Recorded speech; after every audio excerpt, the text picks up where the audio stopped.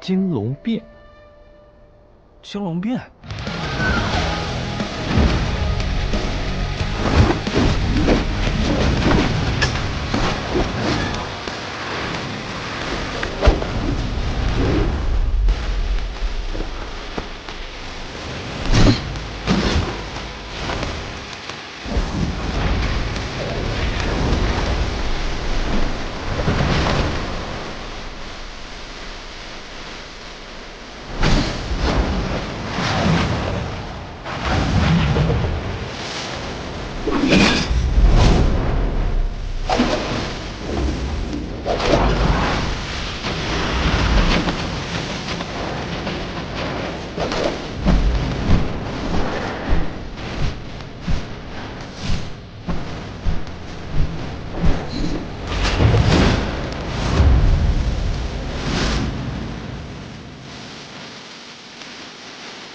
惊龙变，没有龙怎么行啊？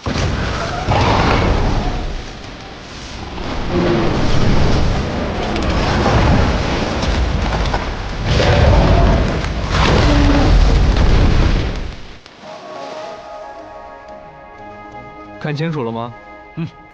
一共33式，除了最后那一招化龙，都看清了。最后一招是幻术，不是枪法，能看清就有鬼了。不过看得清跟学得会可是两码事儿，不然跟别人打一架，人家就把你的招数学去了，这哪行啊？我跟你师娘要去云游天下，没有时间在这一招一式的陪你练了。不过按你的天赋，应该也不需要我来教了吧？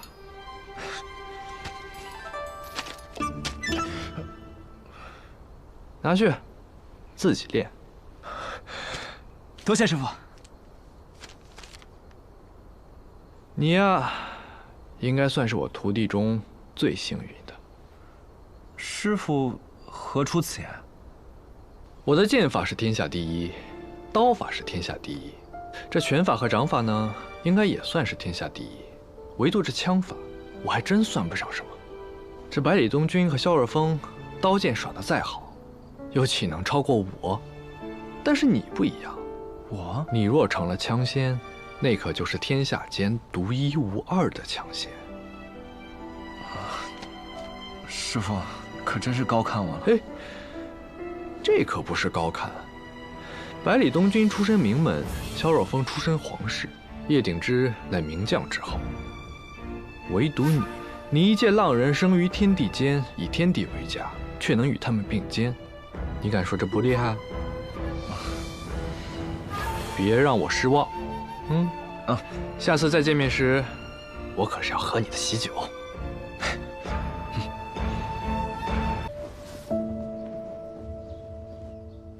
城主，为什么？为什么他说了那样的话，还能若无其事的回来？为什么？为什么他到现在才回来？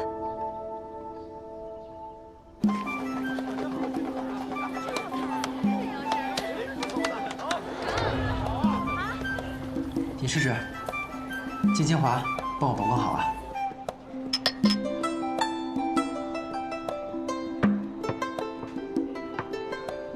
师傅，你当年到底做了什么对不起人家的事儿啊？其实吧，也没什么，就是我想着两人既然已经定了终身，那总得坦诚相待吧。于是我就把我练过大春宫一事告诉了他，然后他就问了我一个问题。什么问题？他说，我之前一共有过几任妻子？那先生是怎么回答的？我当然说3个了。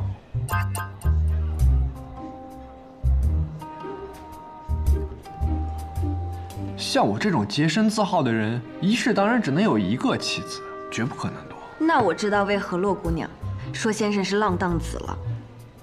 一世只有1任妻子，听起来倒是没什么问题啊，是吧？是啊。啊。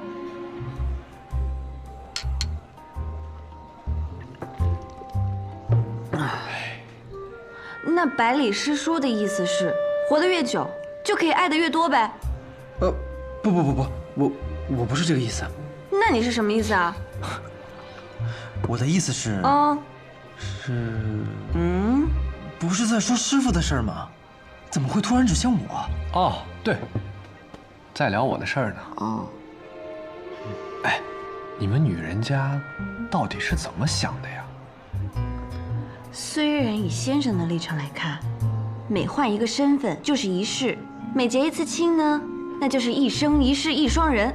可是在我看来，无论岁月多么漫长，只要你还是你，归根结底就只有一世，只有我才是对你而言最独一无二的那个。你遇到我，方知心动的滋味。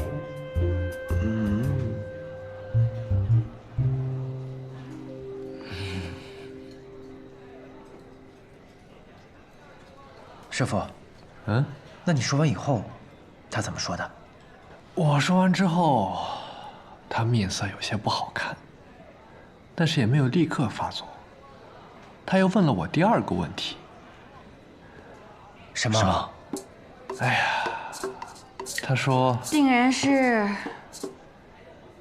在我之后，你还会有几任妻子？不错，不错。果然，天下女人千回百转的思维，大体都是相同的。哎，小徒孙，你别老是替他跟我置气啊！你倒是问问你这两位师叔，换作是他们，该如何作答呀？百里师叔，你觉得呢？换我会说，下辈子我还没有想过，但这辈子我一定会好好的爱你。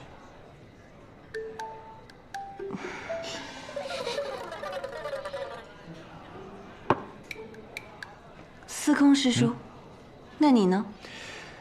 要我呀，我就说，在你之前，我一直认为感情不过是相伴一时的东西，一人死了便是结束。但遇见你之后，我才发现原来感情可以跨越时间的界限。所以经你之后，我再无其他爱人，再无妻子。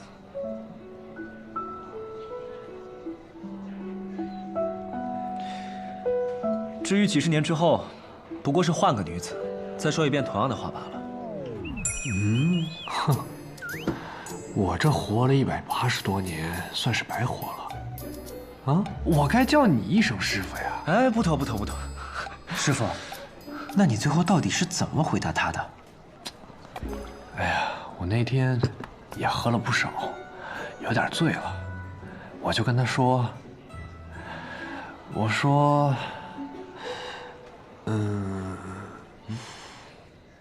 我哪算得过来呀？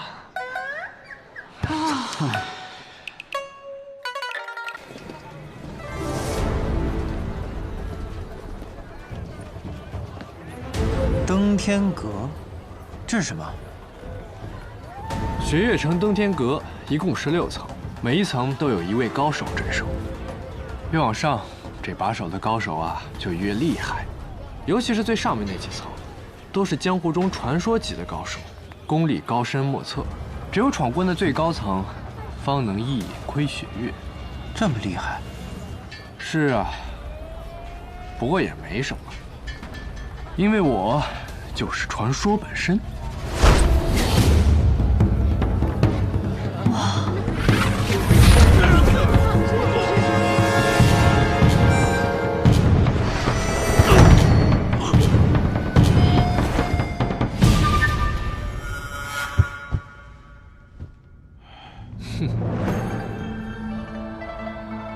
怎么又是你啊？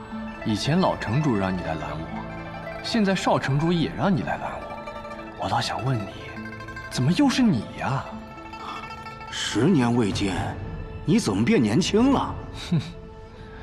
因为我是仙人嘛。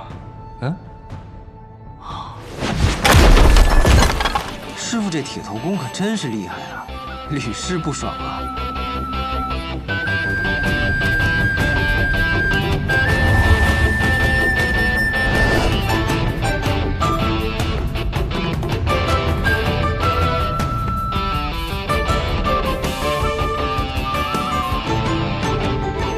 若水，我来了，我来了，我来了，我来了。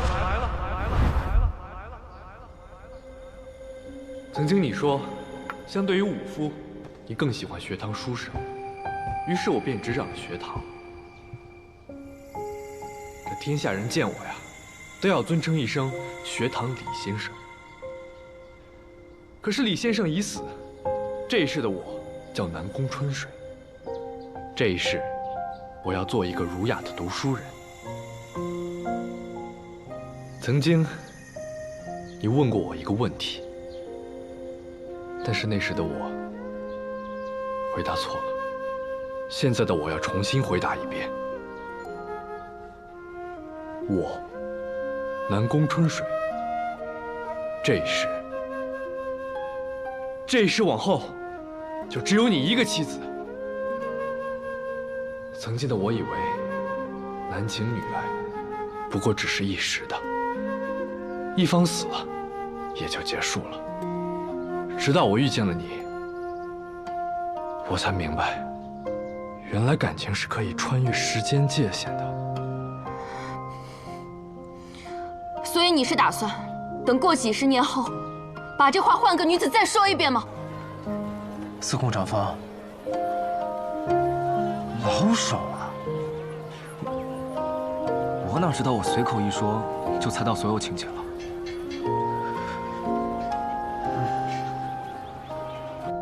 当然不会，因为我就只有这一生了。这一生，我只与你共度，仅此一生，便是一世。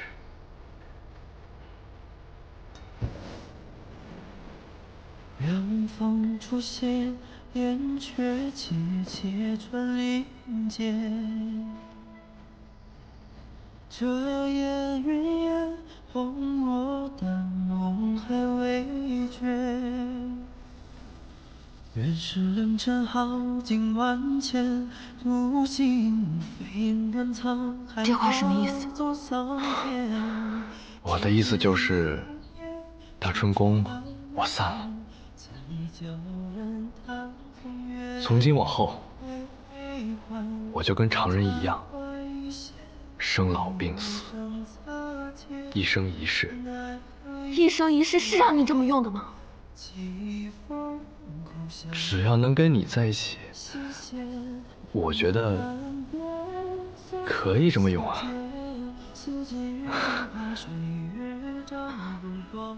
真是个傻子。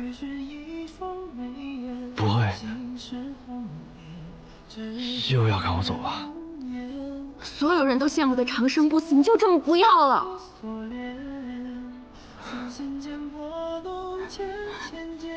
其实我当年不过就是一时气话，我并非让你真的散去这一身大春的。我知道。你还是重新练起来吧。这大春宫啊，散了就散了，练不回来了。再说了，我这师傅、门派什么的都没了，也没人能帮我练回来。你就是故意的，你故意这么做让我心中有愧，你这是在报复我。哎呦，我没有。不过春熙之柔的烛光明灭，与一次火烈将就的凉。那你这么做不会后悔吗？不会啊。你想，我都活了180多年了，直到遇见了你，我才发现自己其实还是那个少年。少年人做事本就该冲动，所以此生我不悔。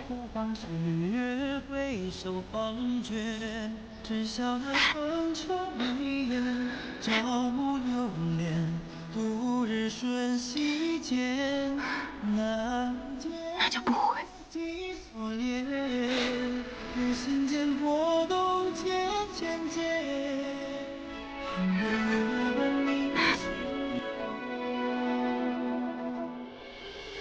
上云烟。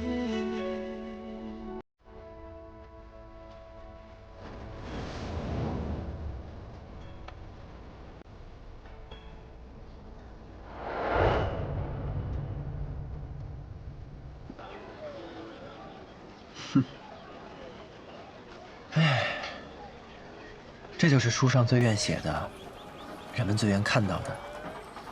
有情人终成眷属啊！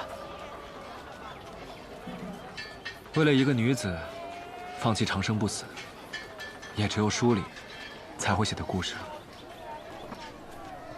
不过，有情人终成眷属后，就不管我们了。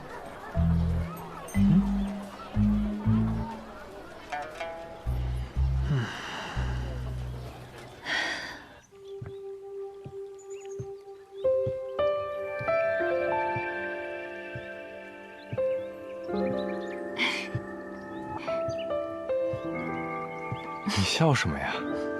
笑你啊！笑我？我答应与你同行，就这么开心啊？当然了，因为这个是我人生的第一等钥匙，也是我成为南宫春水的唯一意义。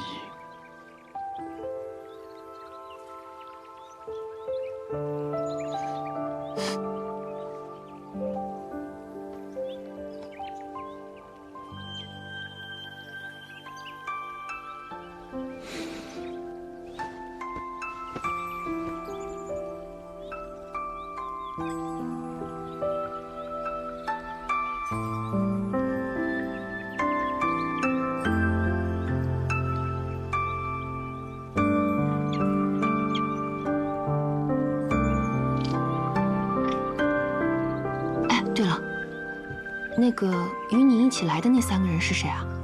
那2个少年人是我的徒弟，那个小姑娘是柳月的徒弟，也是我的徒孙。那不打算把他们接进城吗？哎呀，接什么接呀？碍眼，他们想要进城，就让他们凭自己的本事进，正好也让他们适应适应没我的日子。哎，不如让你的登天阁好好招待招待他们。站住！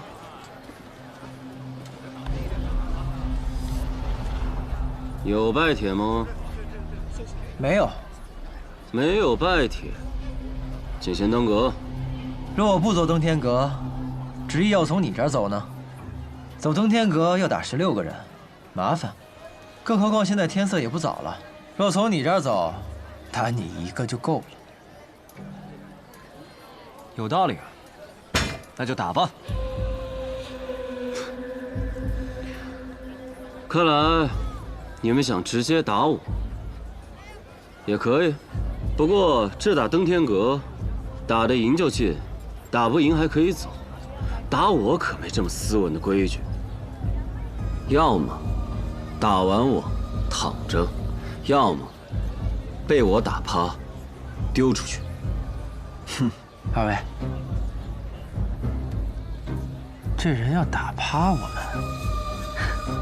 那就如他所愿。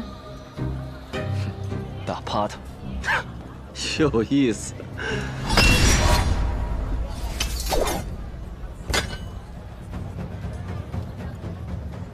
城主有令！城主有令，2位公子需打过16层才能入城。怎么是16层？寻常不是10层就可以放行了吗？我也不知。对了，命令说了，这位姑娘志不在吾，可直接入城。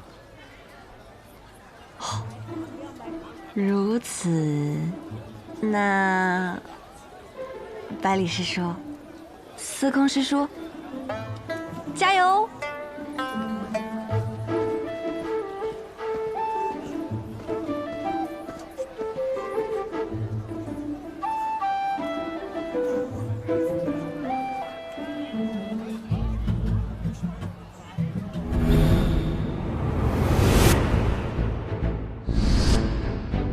你们2个小儿，便是刚才那人的徒弟啊？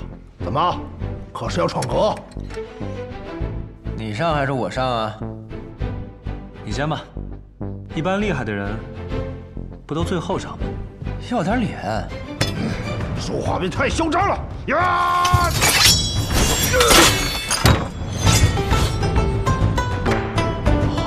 好快的剑！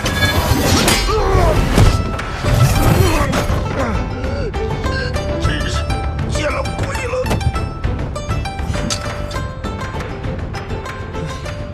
第二层我来。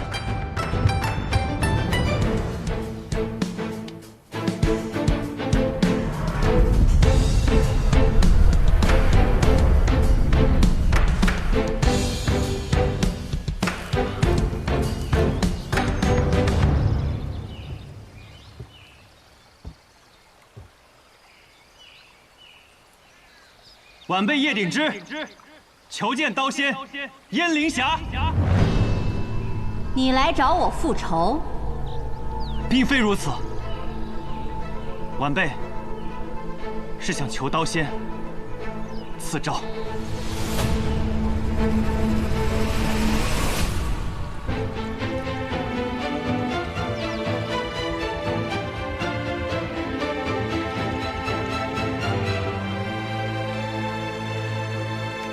见过前辈。你来找我赐诏？是。为何？我想练魔仙剑，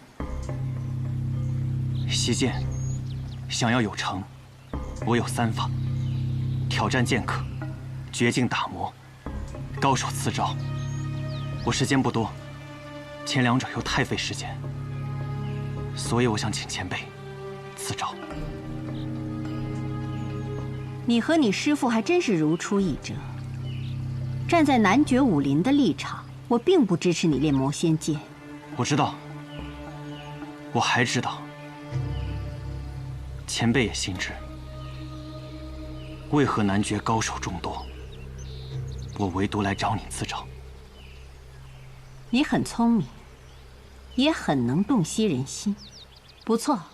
我确实对你师父心怀有愧。虽然这件事是鼎之卑鄙了，但我有不得不这样做的理由。羽生魔之徒叶鼎之，求前辈赐诏。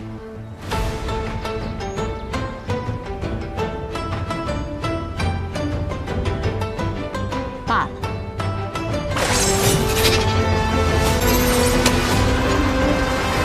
出剑吧。这登天阁有16层，你能一气呵成地爬上来，你的徒弟们也可以啊。怎么可能呢？就凭他们那功法，14层最多了，再往上，可是要挨揍的。果然还是有点本事的，居然一口气上到了15层。不过，这从15层开始，便是守阁长老了呀。哼。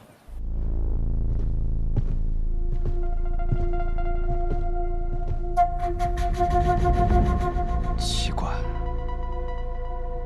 难不成是他们怕了？不要掉以轻心，我们先上去看看。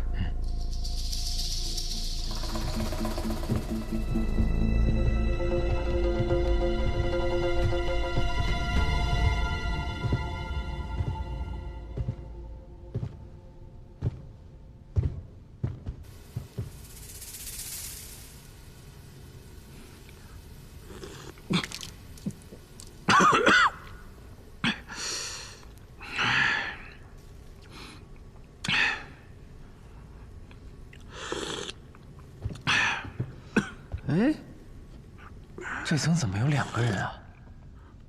只许2小儿一同登阁，不许2个老家伙一同守阁。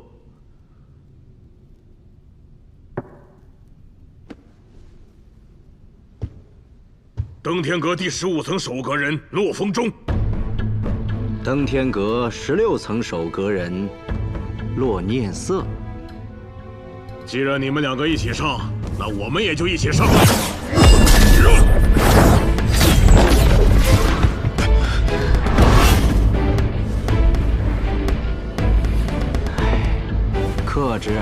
克制一点，再克制，雪月城的脸面都丢了。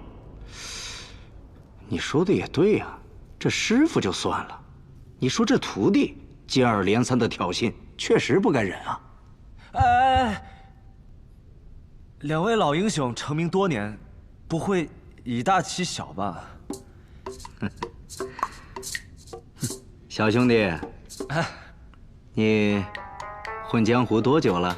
回前辈，有些年头了。你既然说我跟这位好友成名已久，那你可知我二人的名头啊？糟了，刚才一时口快，江湖上并没有听过他俩的名字呀。司空长风，怎么了？麻烦了，这两位是隐姓埋名在此，用的是假名。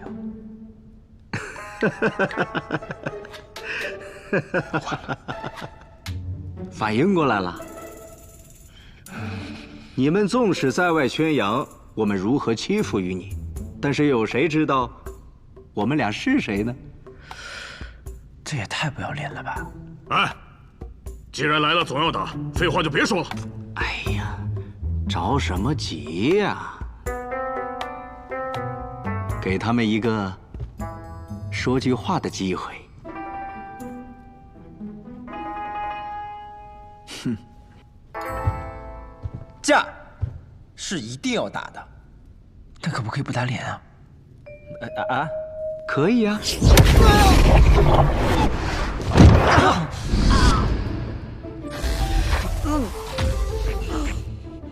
不是说好不打脸吗？临危不惧，大好儿郎啊！有多好？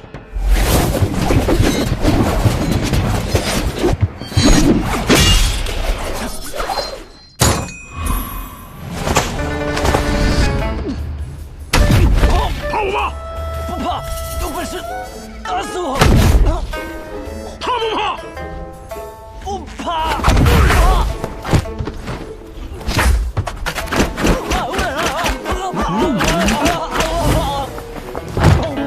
司空长风，爸，是不是说怕就可以不打了？不可以！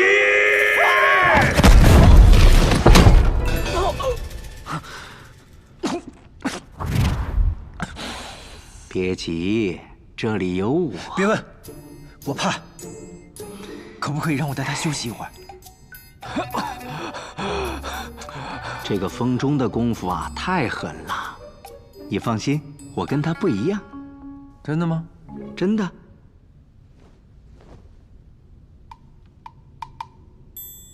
我只用一根手指。一根手指？哎，我信你个鬼！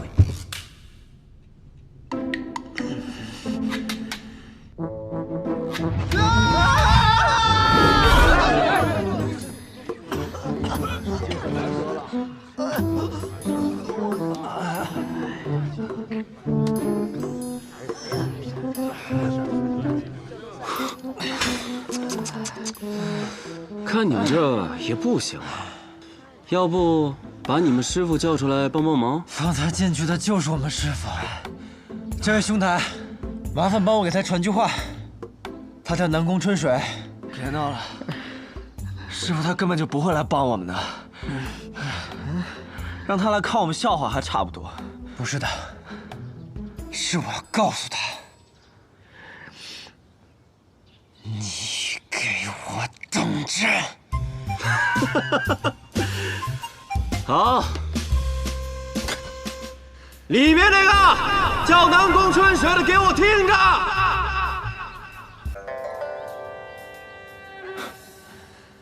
我的这两个徒弟啊，终究还是，你给我等着！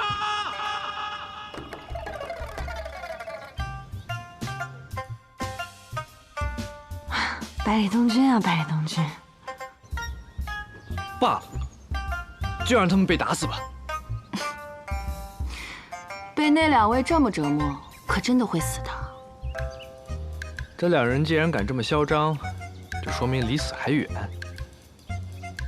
哎，不如我也回一句：就说你不是自诩读书人吗？读书人嘛，就是要打嘴仗。我来句文雅一点的，不如之后就一别两宽，各生欢喜吧。啊！昨晚我就不该叫他，这糟老头子。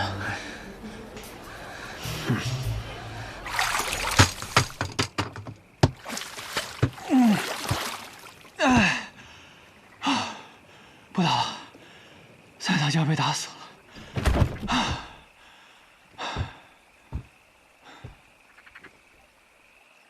从今日起，往后7日，每日卯初来洞月湖找我。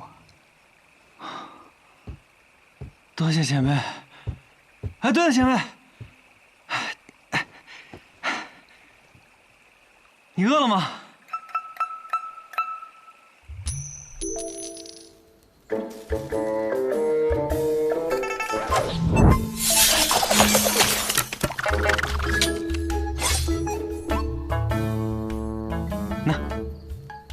你这剑用在这儿，倒是比白日里用的更有几分灵性。前辈这是骂我呢。你很奇怪，你师父命丧我手，按说你应当是恨我的，就算有求于我，也只当是场交易罢了。可你如今面对我，却并无任何敌意。师父找前辈一战，所求为何？求的是尽兴，求的是极致。前辈竭尽全力，便是师父心中所想。况且师父也曾交代于我，不要视前辈为仇人。这般说容易，这般做却很难。你倒是个明事理的人。我不明事理，我只是理解师父，理解他心中所求。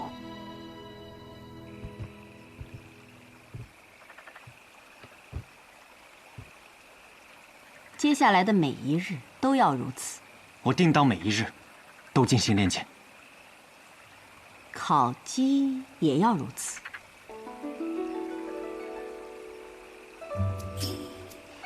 既然是洞月湖边，不如明天烤鱼吧。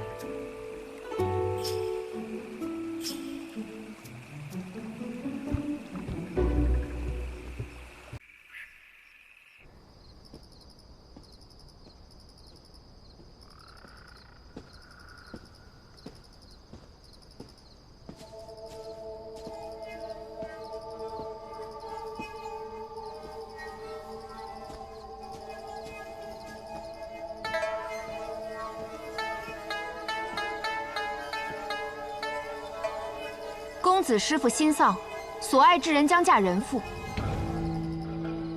不恨吗？你是谁？我知公子想要变强，我呢，正好有一门武功，可以让你变得更强。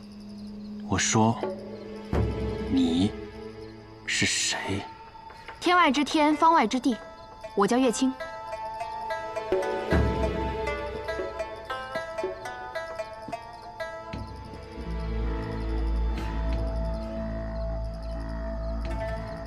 不太认得，没有兴趣。怎么就不感兴趣了？你师父跟李长生斗了一辈子，你难道不想完成他的夙愿，打败他的徒弟百里东君了？你知道百里东君？你和尹落霞长相相似，你们是姐妹？怎么？带不走百里东君，便把主意打在我头上了。不必了，我是不会跟你们走的，别再跟着我，不然下一次就没那么好说话了。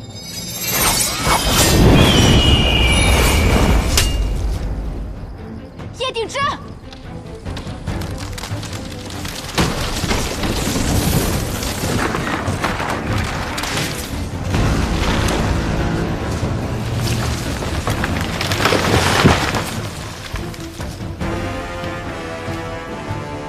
叶鼎之，她要嫁人了，你就不想把她抢回来吗？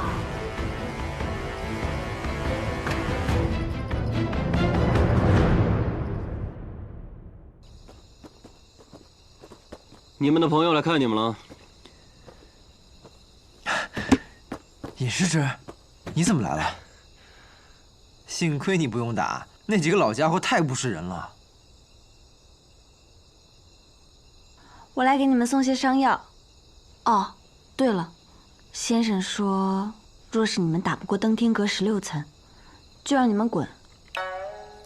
而且以后也别叫他师傅了。 这不是要我们的命吗？那能怎么办呢？能怎么办啊？那就打呗。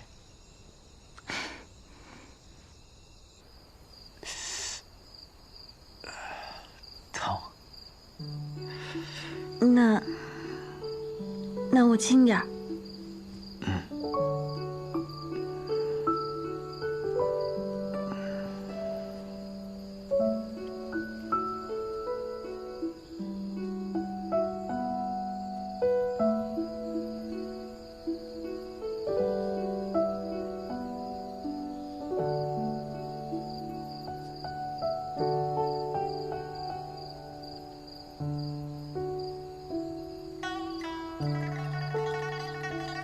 刨去妹妹的身份与你想要做的事，也刨去那些冷冰冰的权术筹谋，你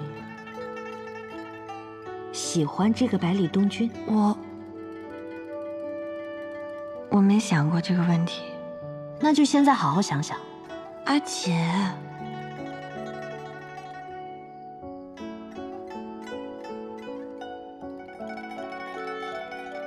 他。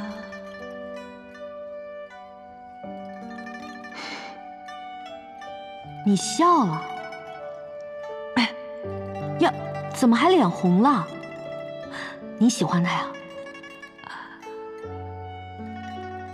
我应该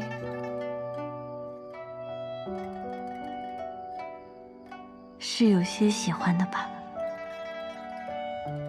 哎，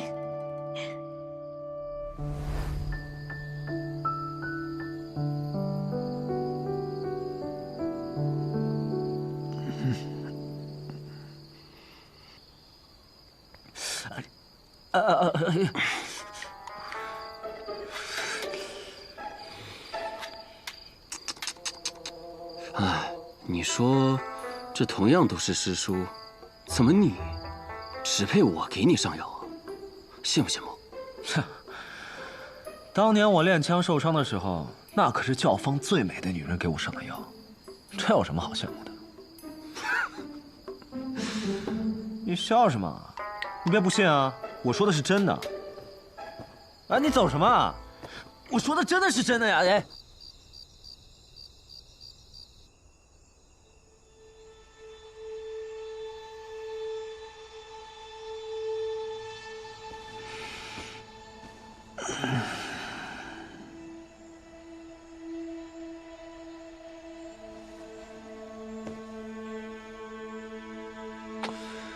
百里东君，你还睡不睡了？我睡不着啊。哎，有什么事跟我说说，我就当舍睡陪君子了。哎，司空长风，说来我们认识这么久了，还没聊过彼此的过往呢。你可还记得我的自白？来也空空，去也空空，故为司空。 也愿化作长风，一去不归，所以你叫司空长风。是啊，这就是我想象中的一生。提着一杆枪，骑着一匹马，游荡在这世间，最后啊，醉死在一间寺庙前头。去也空空，这也是我的前半生，来也空空。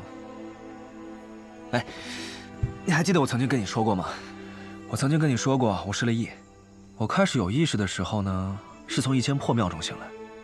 当时啊，我就觉得自己饥肠辘辘的，于是便摸爬着走上了街去。可是身上呢，一个铜板都没有，只能看着别人吃东西，干瞪眼。后来呢，有一个穿着破破烂烂的少年，他给了我一张饼。他问我叫什么，我说不知道。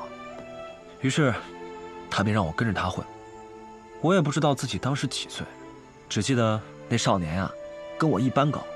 他说自己13岁，于是我也便当自己是13岁。从那以后，我就叫司空长风。别这个表情看着我，显得我怪可怜的。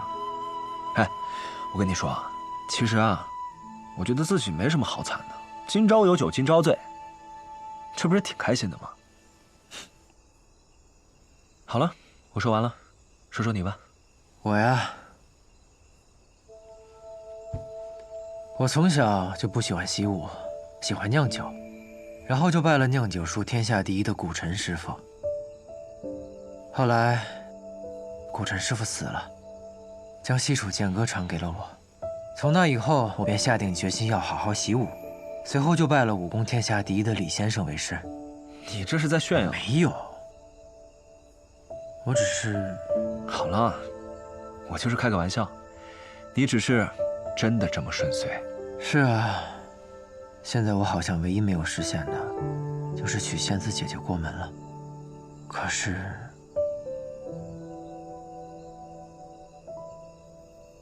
我现在怎么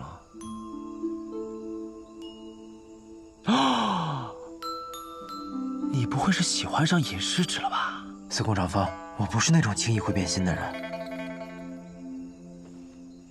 只是他们两个的眼睛长得太像了。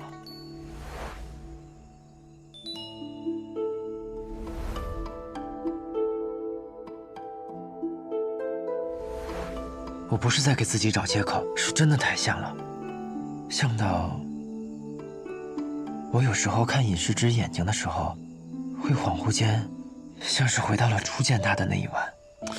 那既然他俩这么像，你怎么知道你喜欢的是尹世之，而不是你那仙子姐姐的替身啊？你别乱说话。什么替身啊？才不是替身呢！这要被听到，可又要被误会了。那既然他俩这么像，又不是替身，那是什么？人有相似，但感觉却是不同的。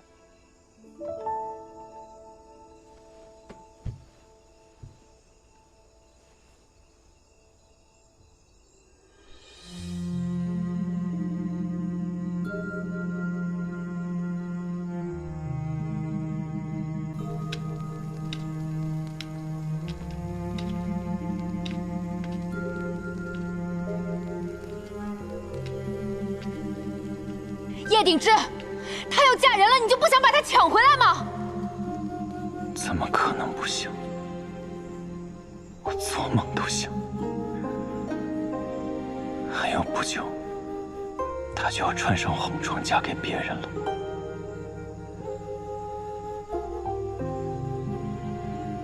东君，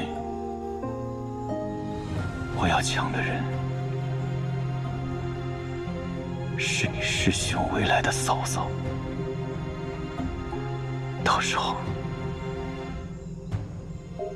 你会对我拔剑相向吗？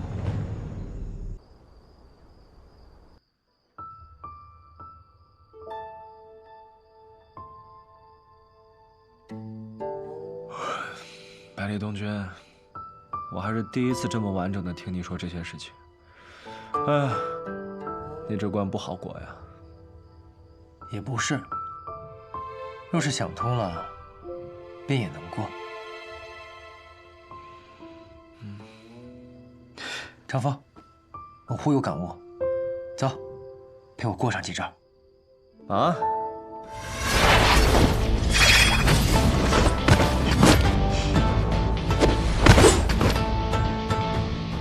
就是方才那种感觉。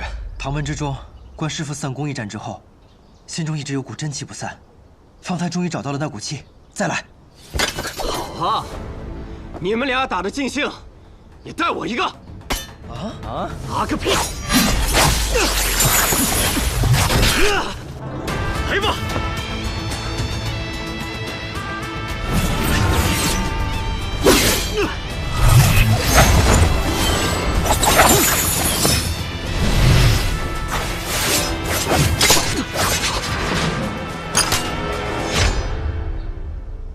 好漂亮的一剑！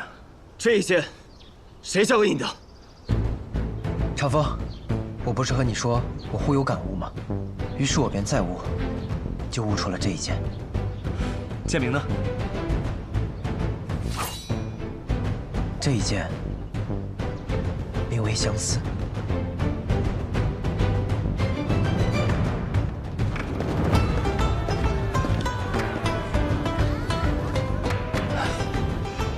百里东君，闯过登天阁之后，你最想干什么？我还真没想过。硬要说的话，我或许想进那上官城里好好睡上一觉。我们痛痛快快喝场酒。好。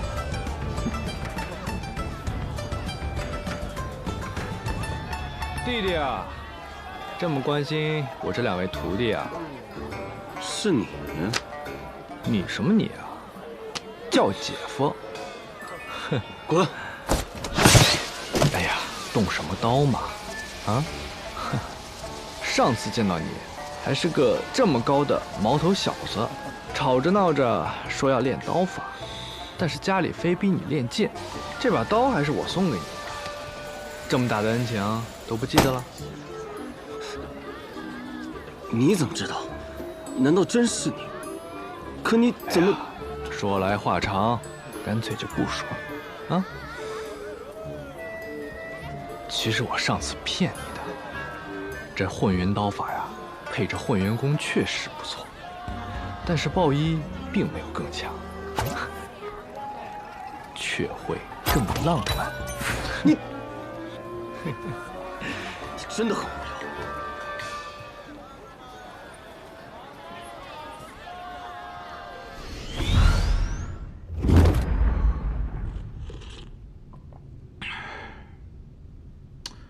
我说你们怎么天天来这找打，还没被打够啊？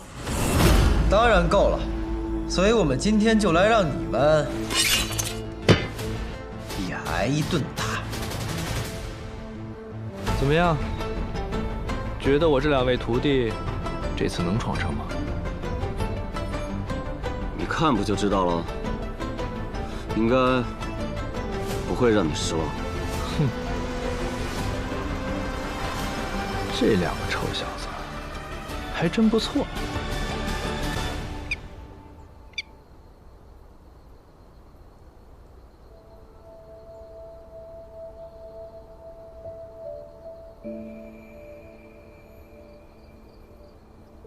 尹师侄，一个人喝酒，是不是有点孤单啊？百里师叔。夜里这样对女子说话，很容易被认为是登徒子的。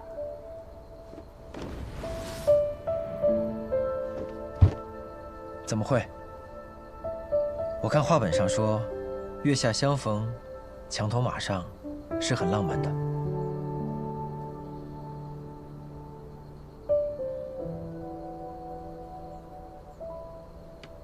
料想尹师侄这里也没有什么好酒，毕竟没有人比师叔我更会酿酒了。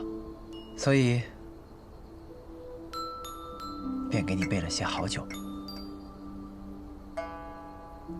哇，这么大方！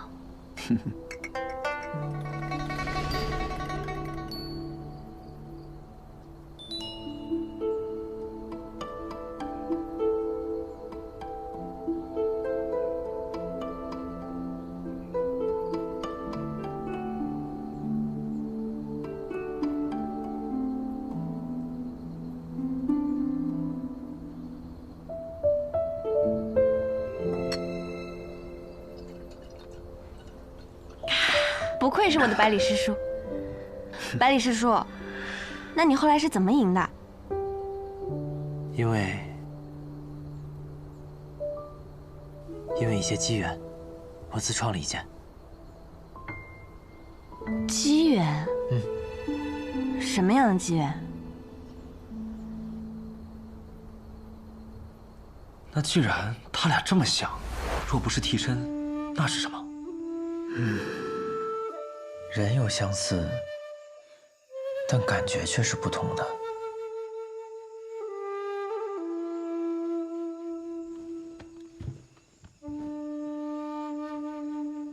对仙子姐姐的惊鸿一瞥，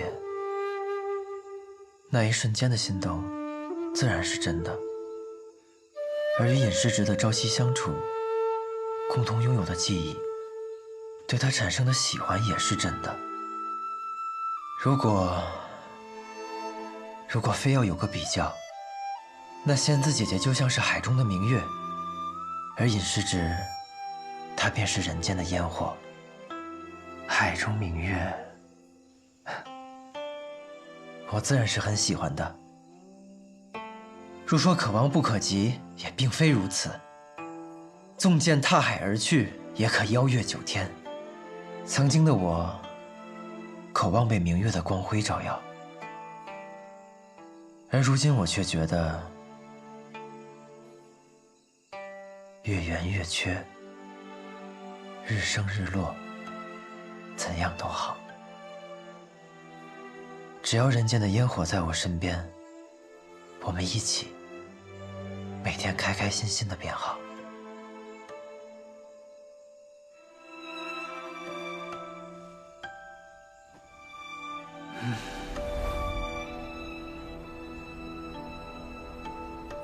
百里师叔，百里师叔，什么机缘啊？这个嘛，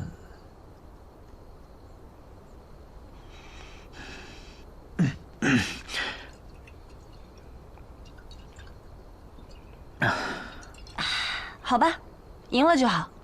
赢下这登天阁，你也算是一流的高手了。以后啊，那就算是名扬天下了。那你是不是就能去见你心心念念的仙子姐姐了？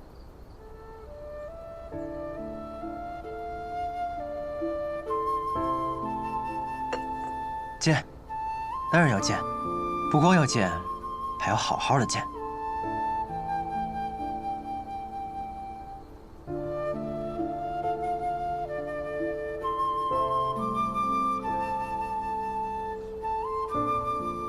怎么了，尹世直？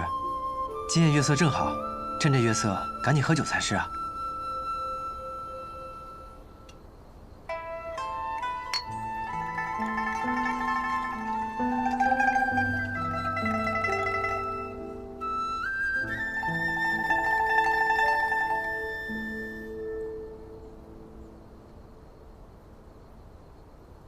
吹得不错，颇有相思之情。哎，怎么，想你的良人呢？师傅，你怎么知道？哼，也是，这世上就没有师傅不知道的事。他呀，他也不算是我的良人，我们也就见过2次面，是我上次对他动了私心，而他好像对我没什么想法。不过我们既然已经见了2次面，或许什么时候可以见第3次？3次相见，总可以说一些憋在心底的话。就是不知道他愿不愿意听了。师傅，都是些小事，让你见笑了。杨柳依依，儿女情长，这可都是大事。所以你打算什么时候见这第3面？我也不知道，或许等我再闯荡江湖，等我把这个枪法磨砺得足够强的时候，足够有底气站在他面前的时候。志向不错，磨砺枪法怎么磨砺啊？啊，这就靠你80还是90的追虚枪啊？可我只会追虚枪，只会追虚枪，对啊。你怎么不想想，你可是有个天下第一的师傅呀？对啊，师傅，难道你会剩下几式的赘婿枪？怎么还想着赘婿枪？你都拜天下第一为师了，怎么不想想更高级的招数啊？更高级？就比如什么？哼，金龙变。金龙变。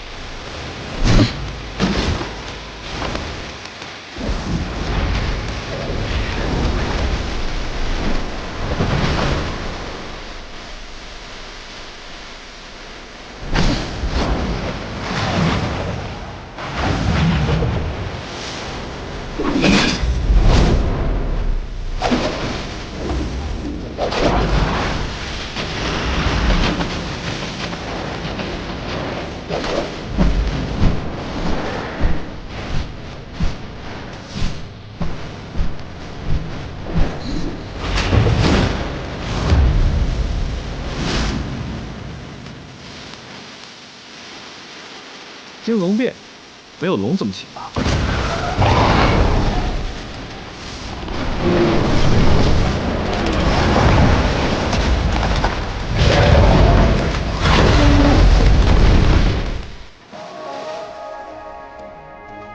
看清楚了吗？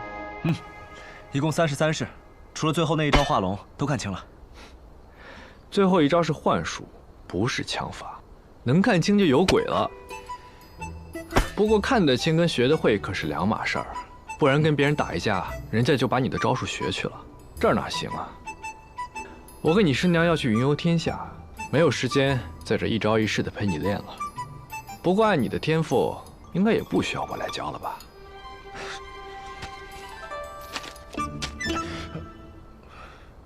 拿去，自己练。多谢师傅。你呀，应该算是我徒弟中最幸运的。师傅何出此言？我的剑法是天下第一，刀法是天下第一，这拳法和掌法呢，应该也算是天下第一。唯独这枪法，我还真算不上什么。这百里东君和萧若风，刀剑耍得再好，又岂能超过我？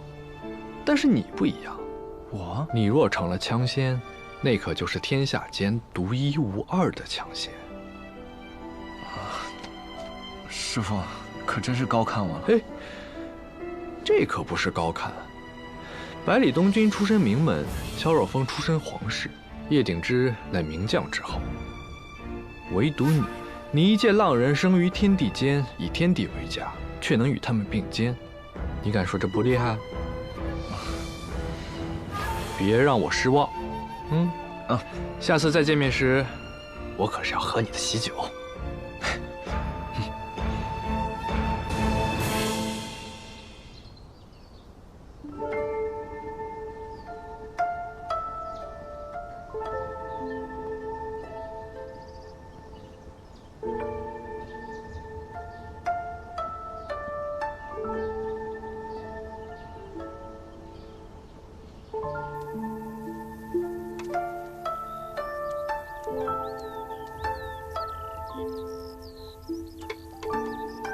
他这般喜欢美食，不知有没有试过这个？日后他来男爵，也一定会喜欢。看见。无聊。开个玩笑嘛，叶大侠，你这么认真在想什么呢？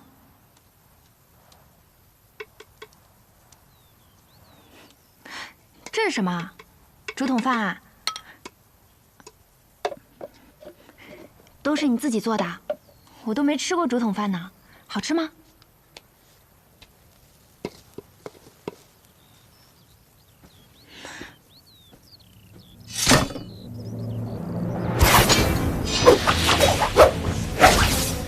叶鼎之，你既然那么想要变强，何不听我的，习我们的功法？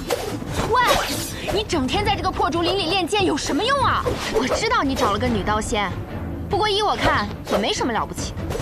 你师傅都死了，那易文君也要嫁人了，你还有什么好值得留恋的？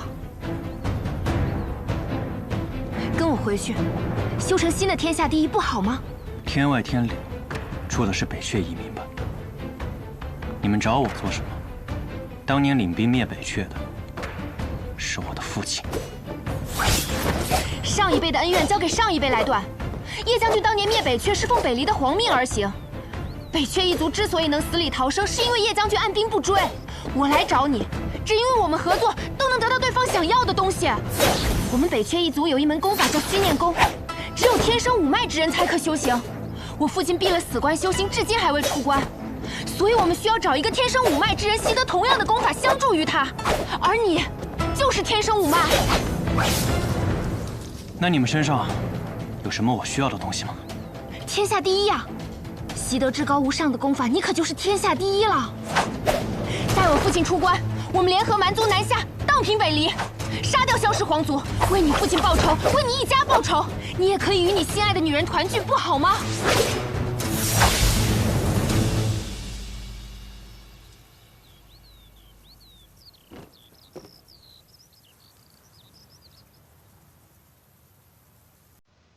我虽痛恨萧氏，却也没打算把北离的千万百姓都牵扯到我的恩怨之中来。北阙和蛮族体系联合南下，你知道会有多少人死吗？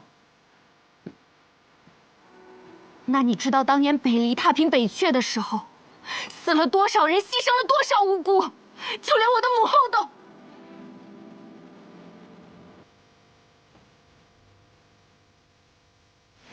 我承认，我是想成为天下第一，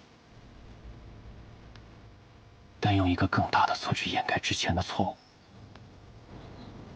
我做不到。你走吧。叶挺之，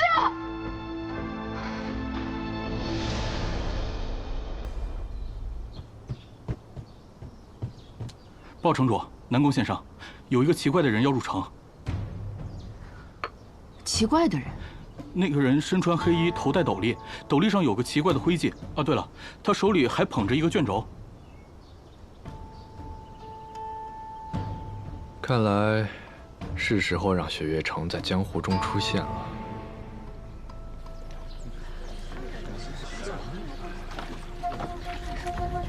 这白小堂是江湖最大的情报组织。据说这天下间所发生的任何事情，最后都会为白小堂所知。所谓天下白小。白小堂良玉榜第8甲温家温小小，良玉榜第7甲望城山赵玉珍，良玉榜第6甲男爵斋月君，良玉榜第5甲雪月城，司空长风。第5甲，还不错了。赵玉珍，他就是王兄弟的小师弟吧？没错，他就是良玉榜开榜以来呢最年轻的入榜者。东君呢？他是第几甲？莫急。良玉榜第4甲唐门唐连月，良玉榜第3甲男爵哮天子，良玉榜第2甲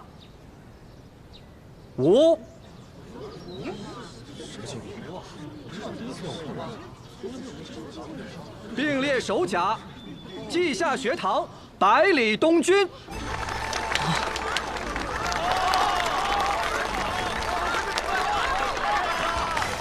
厉害！江湖剑客叶鼎之。云哥，我和云哥一样强了吗？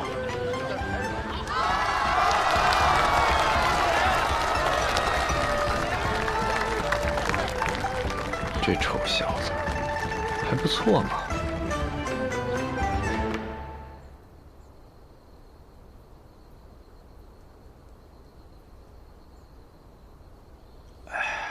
这洛河怎么还不回来啊？尹世之也不见了踪影，我都快饿死了。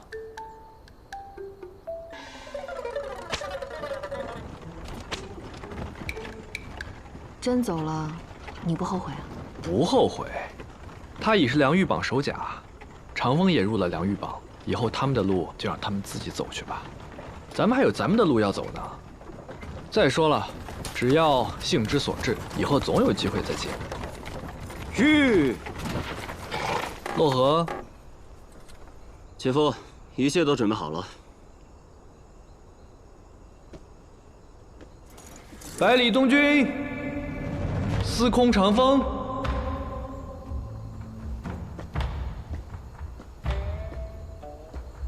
这老头子又要干嘛呀？你们师傅我呀，要远游成亲去，咱们以后有缘再见。你们呀，可莫要在这北离丢了为师的面子。学岳城众人也听令，今吴洛水将于城主之位传于百里东军，司空长风任3城主。城中弟子长老皆须听此2人号令，不得有违。违者，终生不得再入雪岳。雪岳城弟子谨遵城主之命。你们2个喝多了吧？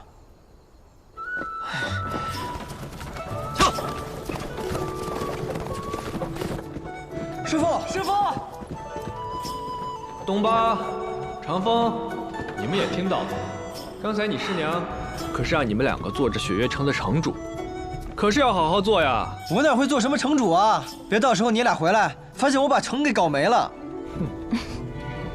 放心，自有妙人相助。师傅，我有个问题啊，为什么我是3城主，那2城主呢？你猜？不是，哪儿来的妙人啊？你这老头把话说清楚再走啊！天仙绝色，自北而来，琢磨去吧。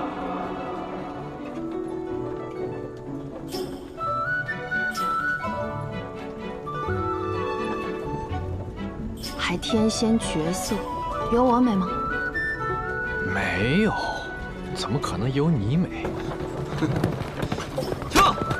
不过我说的这个妙人啊，他确实是个妙人，只不过不是我的，是百里东军的妙人。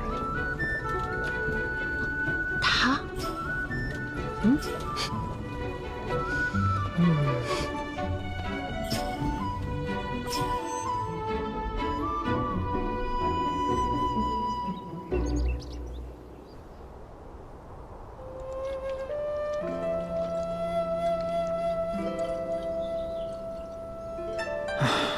这臭老头子，都等了1晚上了，也不知道他说的妙人什么时候来。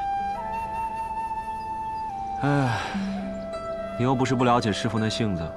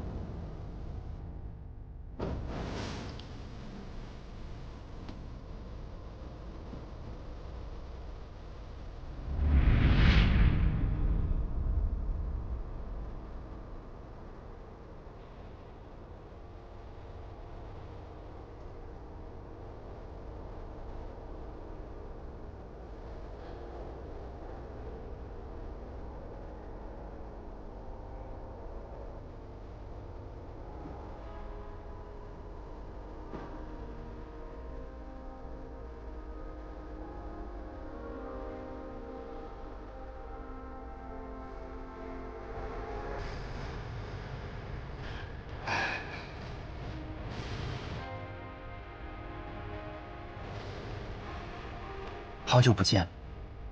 是好久了，久到从前那个傻小子，也成了能守护自己心中所愿的少年。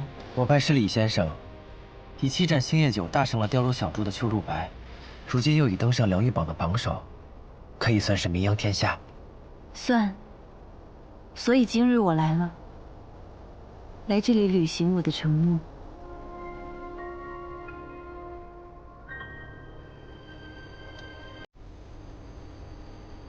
那日初见，陆英也像今日这般好。姐姐，现在可以告诉我你的名字了吗？我叫月瑶。月瑶，真好。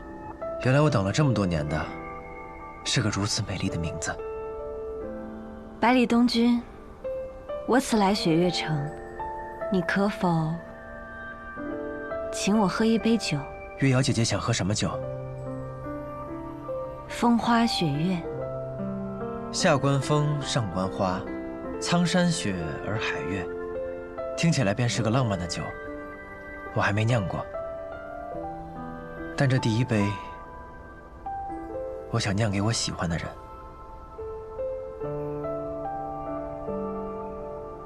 我请姐姐喝别的吧。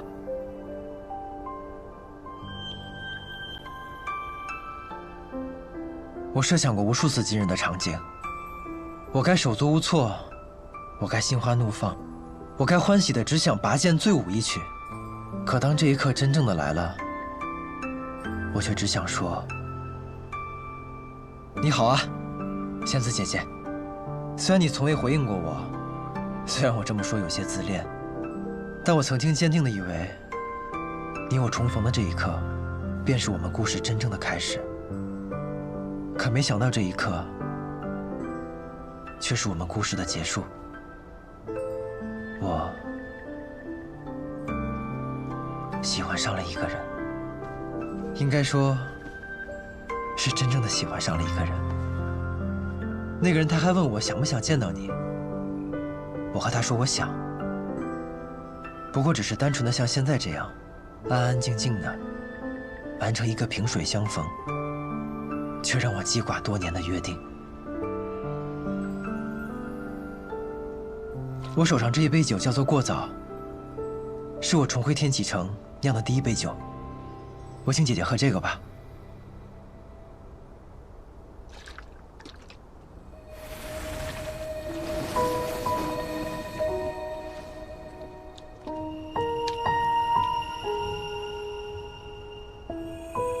玉瑶姐姐，再见了。百里师叔，百里师叔，百里师叔，百里师叔。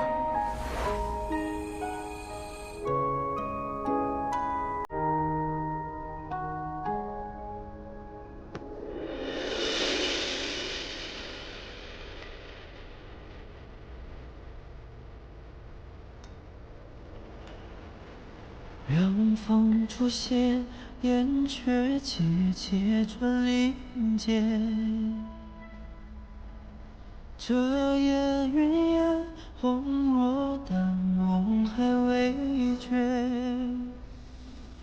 原是良辰好景万千，独行。百里师叔，怎么刚相认，你就要走啊？缱绻了流年，才叫人叹风月。欢若昙花一现，定无声擦肩。奈何一瞥，几封口香鲜鲜。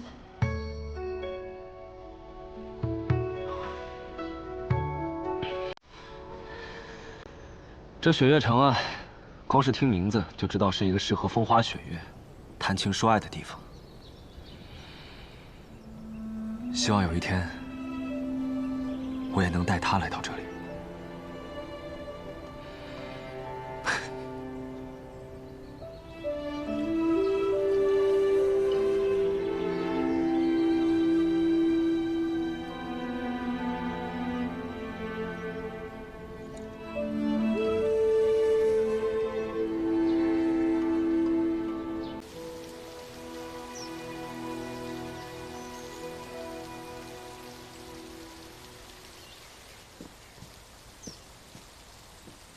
你是不是有很多事情想问我？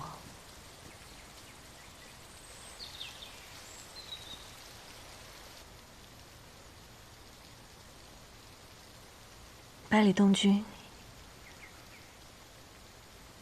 我要对你说的第一件事情是，对不起，我骗了你。你听我说，我来自天外天，那是一个很远很远的地方，极寒的北地，是已经亡国的北阙移民的流离之所。如果你曾有了解的话，北阙的国主星月，而我便是他的女儿，他们都唤我北阙帝女。我的父亲在国破后入了死地闭关，而他若想修炼大成，破关而出，就必须要有一个天生五脉相助。怪不得你们找我，因为我是天生五脉。不错，我当初前往黔东城找你的师父西楚如仙古尘，原本是想请他出山助我们北阙复国，却意外地发现你是天生五脉。我父亲已经闭关15年了，15年，对于一个人的一生来说太过漫长。我们不知他是生是死，所以才想找到天生五脉。当然，如果他还活着，那便是我们北阙卷土重来的新生。我听闻你要参加学堂大考，而我的身份在北离行动不便，便借用了我结拜姐妹尹落霞的名头，也参加了学堂大考。所以，我接近你，从一开始就是带着目的的。你眼中的尹落霞，也不是真正的我。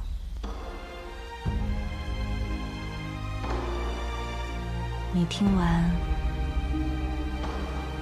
是不是对我失望了？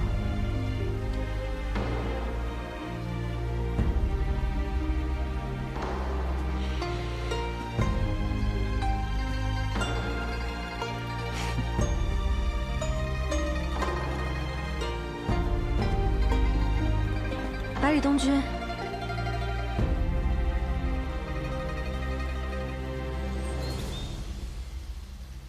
我在想，玉瑶姐姐为什么忽然和我说这些？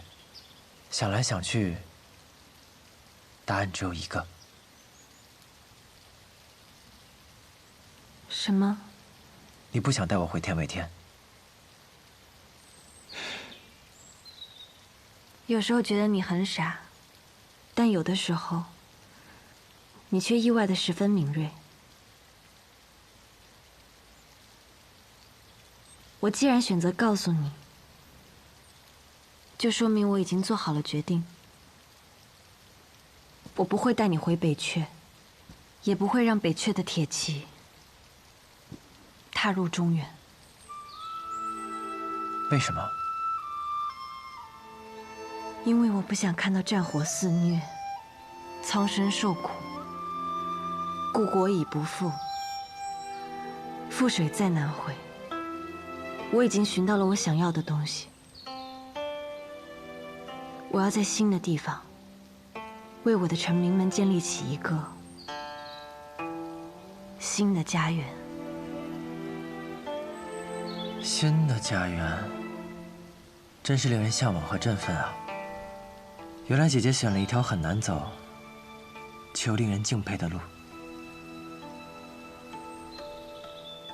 不过，玉瑶姐姐刚刚说了那么多话，难道就没有更浪漫的原因吗？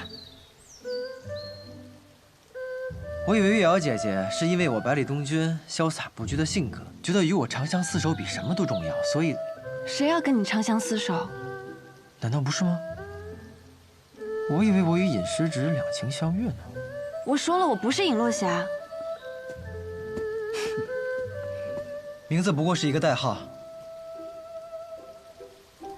在我看来，虽然你的身份是假的，但你的人却是真的。和我经历的一切也都是真的。你的确有你的小心思，所以才会在大考时认识我，才会在组队时和我一队。但这并不影响你依旧是与我并肩作战，在危难关头没有弃我于不顾的队友。在我受伤之时，为我疗伤擦药的师侄。总之，我喜欢的是你，并不是附加于你的种种。你是谁，是什么身份，是什么目的，这些于我而言都不重要，反而会让我更加的了解你。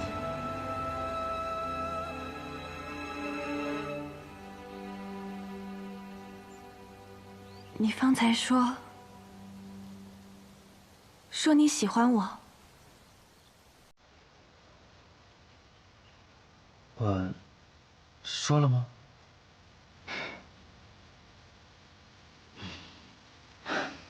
好吧。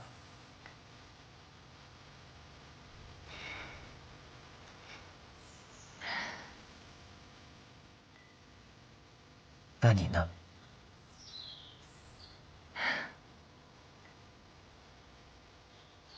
我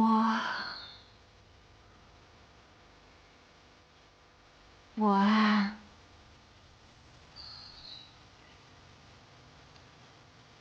可能也是吧。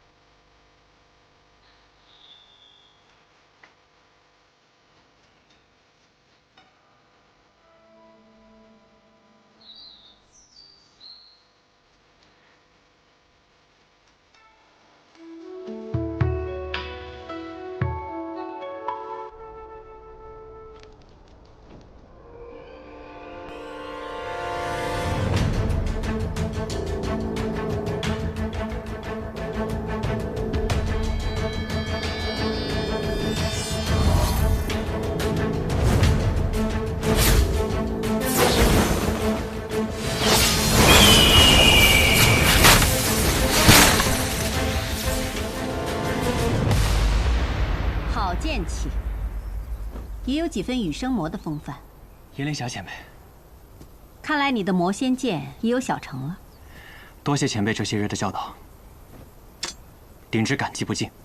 陪我走走。你是我见过最有天赋的年轻人，或许将来有一天，真能问鼎天下，与狂徒幸之啊！刀剑过誉了，我的好兄弟百里东君，天赋不逊于我。问鼎天下，说的还过早了。江湖代代都是好少年。好，很好。这些日子以来，我一直都有个疑惑：你分明不是急于求成之人，为何这般迫切的想要练成魔仙剑？我答应了一个人，我说我会带他吃草原的牛肉，拜佛国的菩萨，喝男爵的凉茶，扬帆东海，天高海阔，不在那笼中天齐。女人，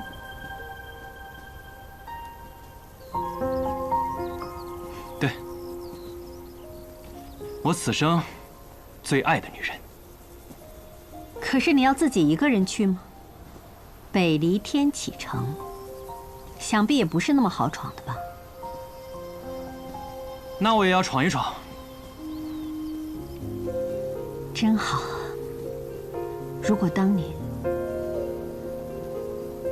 叶鼎之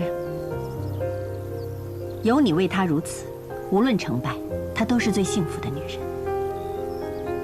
我定会成功的。好，那我就祝你抱得美人归，到时候你带他来这洞月湖，我定备美酒以待。前辈，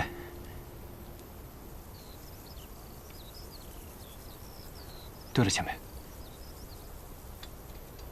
我想将玄风剑交由您替我保管。此行你不带他？不了，这是师父留给我唯一的念想。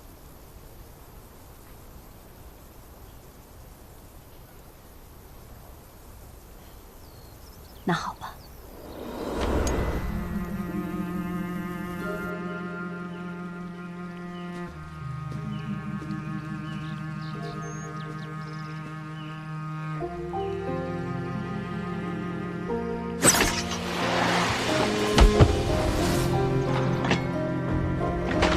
行了，就送到这儿吧。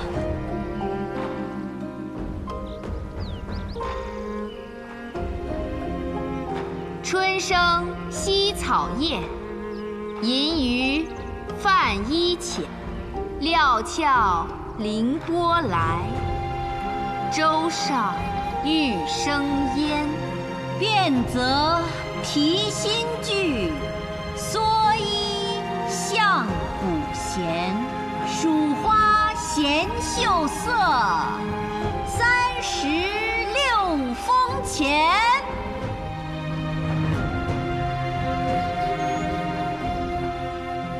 文君，我一定会把你带回来的。哎，你们俩小心点啊！哎，对，哎，往上点，往上点！哎，小心点，小心点！哎，好好好，下来吧。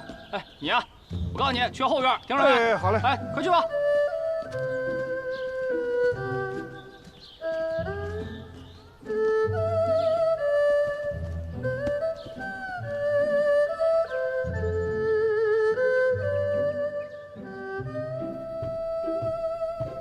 兄长，若风，还未恭喜兄长即将得偿所愿，迎娶嫂嫂过门啊！若风，来的正好，为兄有件事情要交给你办。兄长直说便是。你看啊，这婚礼上还有很多细琐之事，为兄实在抽不开身，所以这宾客名单还得麻烦你替为兄好好理一理。这有何不可？兄长放心即可。好，来看看怎么样？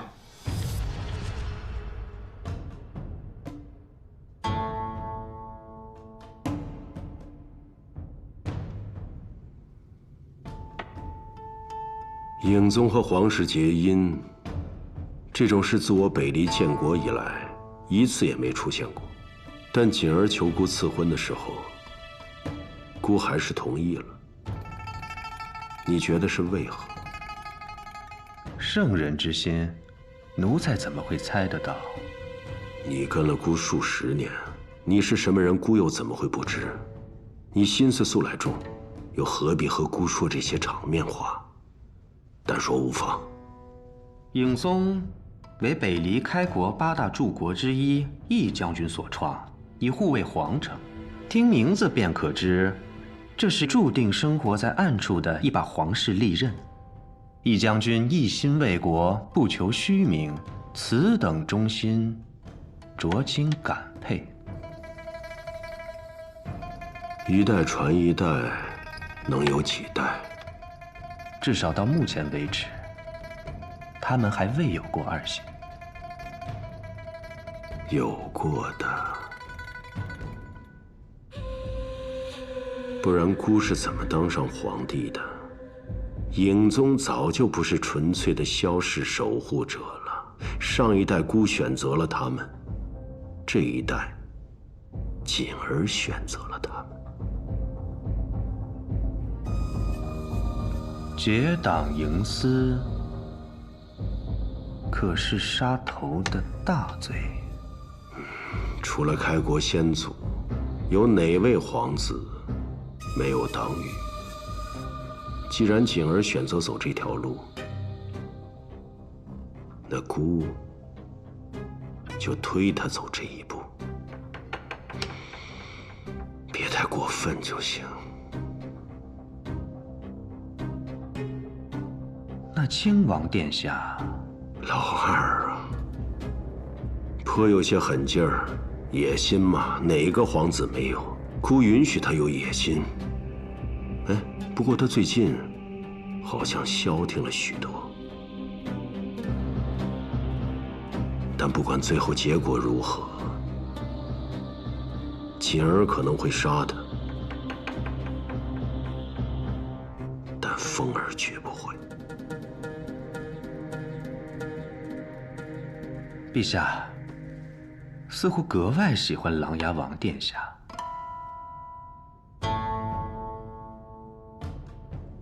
你是在揣测姑的心意？奴才不敢。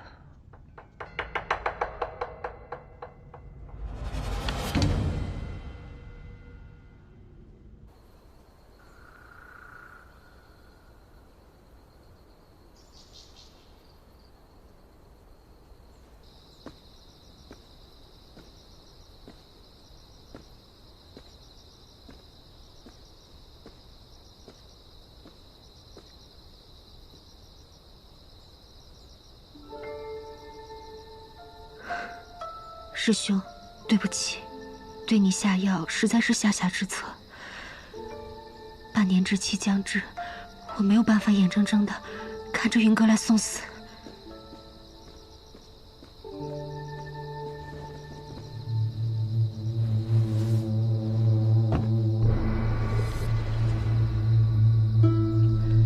父亲，你现在回去，我可以不与你计较。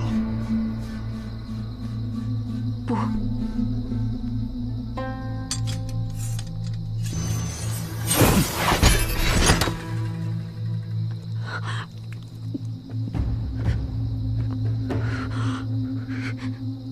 你的武功修炼不易，我不会废了你。但是这半年之内，你都无法用功了。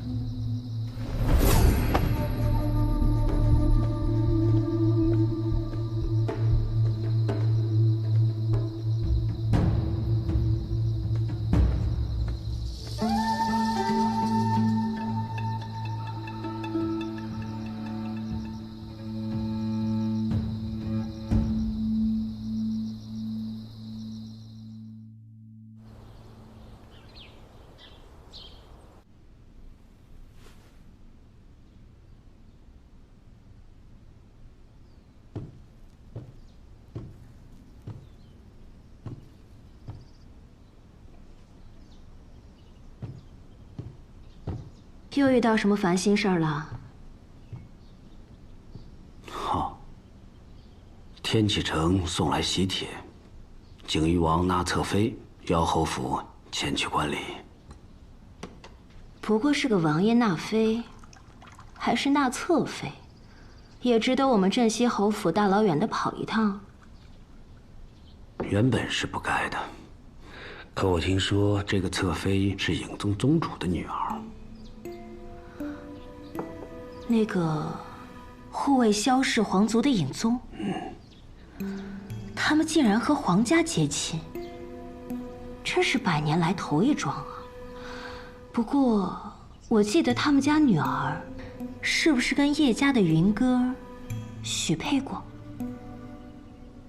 是啊，小时定的娃娃亲，可惜了。叶将军一家。唉，撇开这个不谈，叶宗主当年还不是宗主的时候，随军出征，救过我一命。如今他独女出嫁，要我前去观礼，我不想拒绝。可是叶将军已经死了，李先生也离开了，你身为镇西侯的世子，孤身一人去往天启城，太危险了。有人也怕我不去，便在喜帖里加了封信，请我亲往，说有要事相商。这个人倒是老朋友了，九皇子。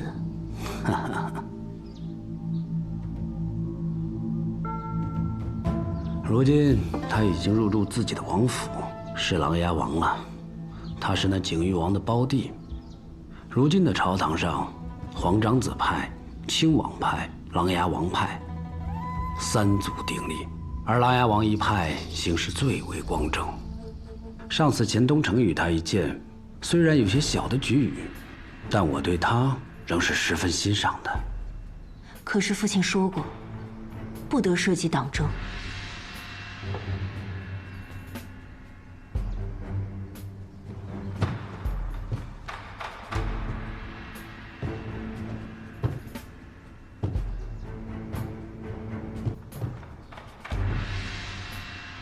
不是我们想涉及党争，而是这个朝堂格局在重新洗牌。镇西侯府想要屹立不倒，就必须有所行动了。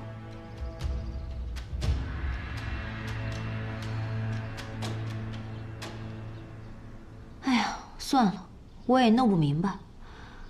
不过那个琅琊王是东君的师兄，他会不会也让东君回一趟天启？信上最后一句就说了，他给东君也送了喜帖，但东君会不会去，就要看他自己和李先生的意思了。还说到了李先生，这是让我们安心啊。景玉王，谁啊？你认识吗？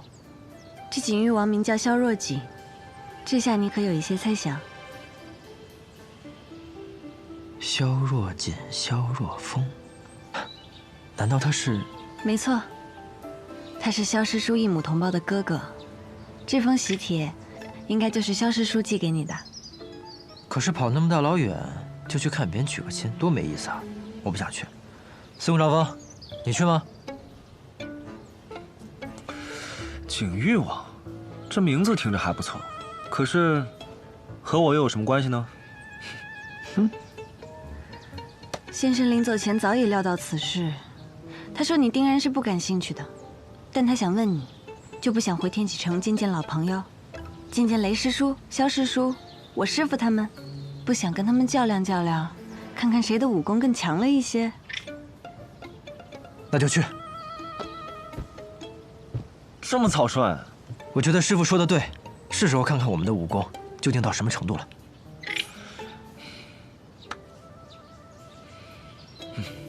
瑶儿，出发。我就不与你们同去了，我要回一趟天外天，我欠他们的交代也该给他们了。我陪你去天外天吧。东君，这是我自己的事情，是属于我的责任，应该由我独自去面对。可是，你就放心吧，我可是北阙帝女，他们不会拿我怎么样的，给我一点信任。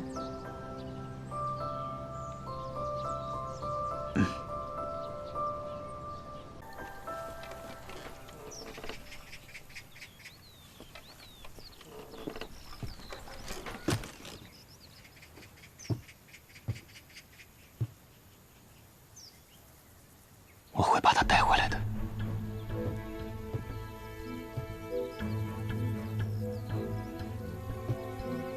你去哪里？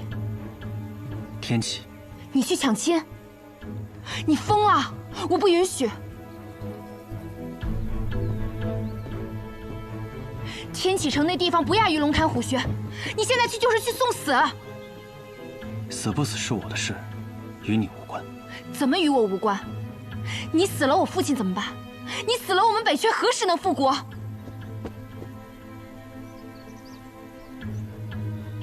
让开！我不，除非你杀了我。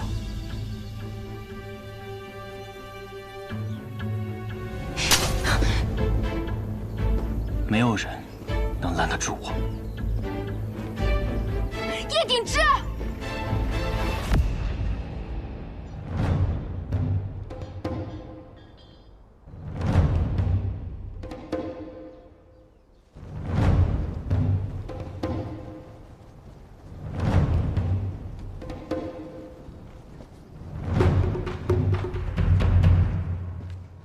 站住！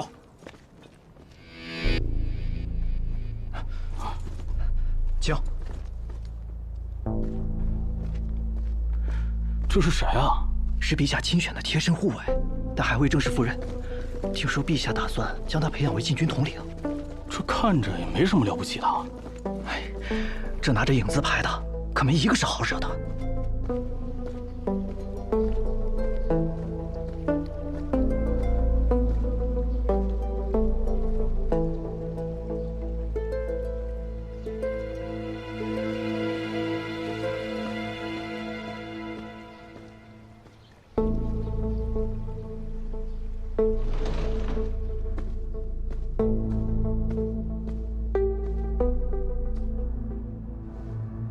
师傅，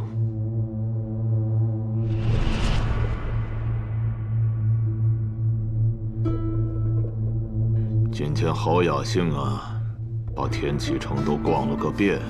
师妹大婚在即，徒儿担心有所闪失，就随意查看了一下城中的影卫据点。闪失？能有什么闪失？你若是没有二心，就凭叶家那小子。你没有告诉我，但是我也能知道。徒儿不敢。至于叶鼎之，徒儿认为此事已经解决了。解决了？我教你的是这样的解决方法吗？徒儿错了。叶鼎之是羽生魔的徒弟，如今天启城中没有李先生坐镇，羽生魔若想闯城，没有谁自信能以一己之力将他拦下。不过羽生魔已经死了，所以你回去告诉那丫头，别指望有人能带她走。师父，你当真如此绝情？绝情？可那是叶云啊！叶云早就死了，现在在我眼中，他只是一个无足轻重的叶鼎之罢了。更何况，我们影宗这么多年来都只能存于暗处，如今你被陛下选中成为明卫，你的师妹又将被景玉王纳为侧妃，这是等了多少年才迎来走向光明的机会，又岂能因为儿女情长而放弃？我知道你喜欢你师妹，如果你想把她带走，现在我就可以给你机会，对我拔剑，杀了我。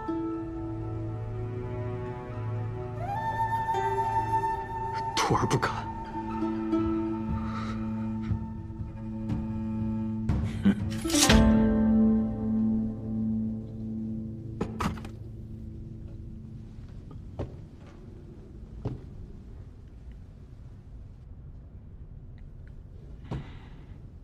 男儿就应该有更高远的志向，放下儿女情长，那日之事我便不与你计较。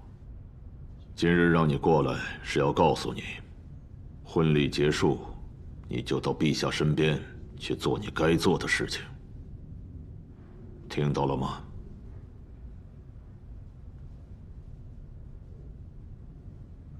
我要成为天下第一。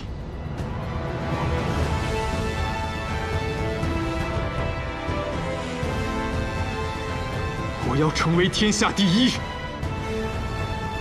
这样，师妹就可以想嫁给谁就嫁给谁了。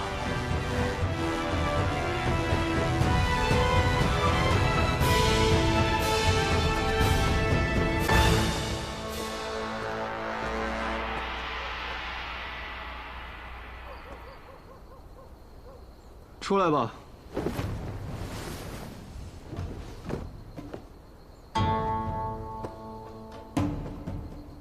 上次我和你说，想要找我就随便找个破地儿，大喊一声我就会出现，你当真了？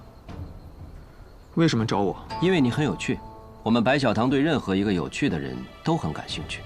况且，20年后天下三甲里面有你一席之地。好了，你的问题问完了，该我问了。你为什么找我？帮我送一样东西，给一个人。我们白小堂情报通天，送东西这事，却很少做了。你可以提条件。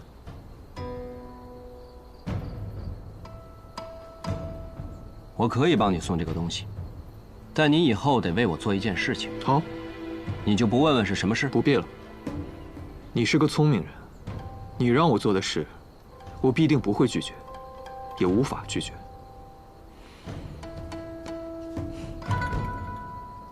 成交。你的话是真少啊。成交。不过你这个东西，我们白小堂有一份更详细的，你信不信？要不送我们那份？不用，就送这一份。好，好，好。谁让你是老板呢？就送这份。别怪我没提醒你，这可是杀头的罪啊！你的话真的好多。哼。看在你和我交易爽快的份上，我再告诉你一个情报：叶鼎之已经离开男爵，正奔向这里。不出意外，那天他一定会出现的。我知道。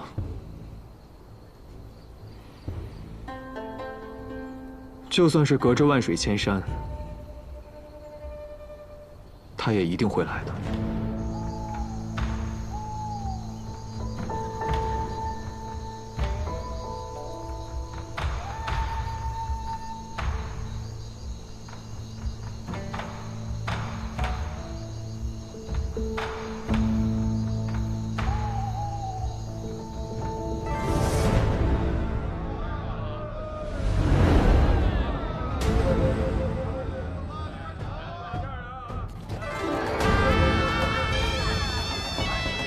天地城回来了，驾！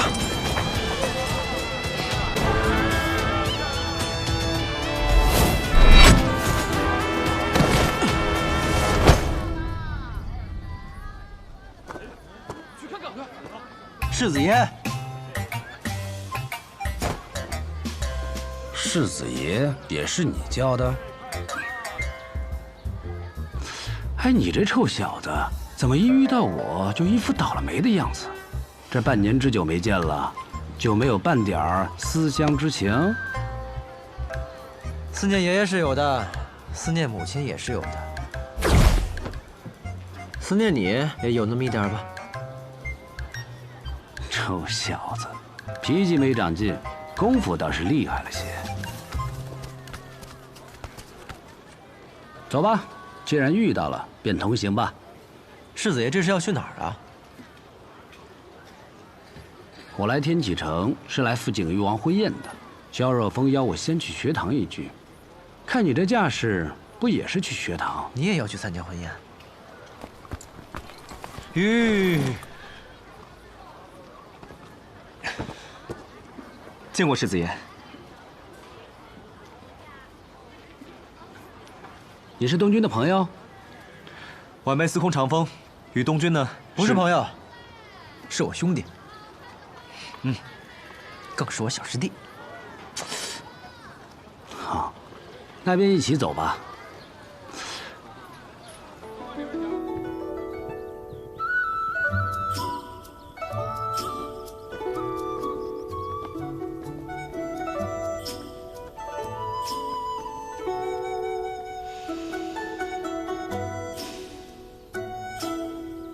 感觉像是做了场梦一样，又回到了这里。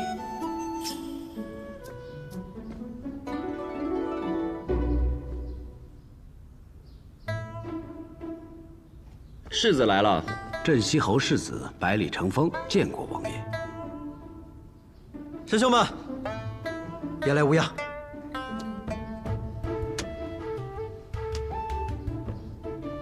哟。小师兄，怎么几个月不见，你长胖了呢？刘烨师兄，也是只说他暂时回不来，让我替他跟你问声好。我胖了，我看你是胆子肥了吧？你给我写信说你功力大增，怎么要和师兄们比划比划吗？老千，让我来。我这几天早就想好好的揍你一顿了。来，咱们院子里比划比划，让我好好见识一下师傅教了你什么了不起的本事。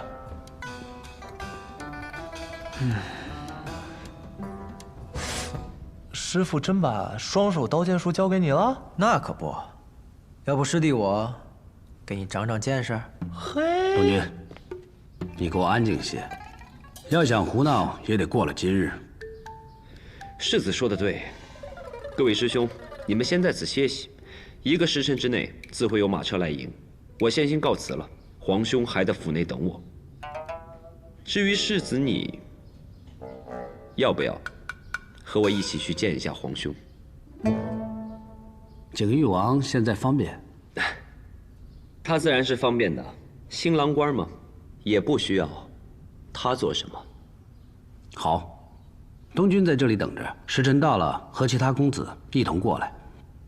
就有劳诸位公子先照看着犬子了。世子爷放心。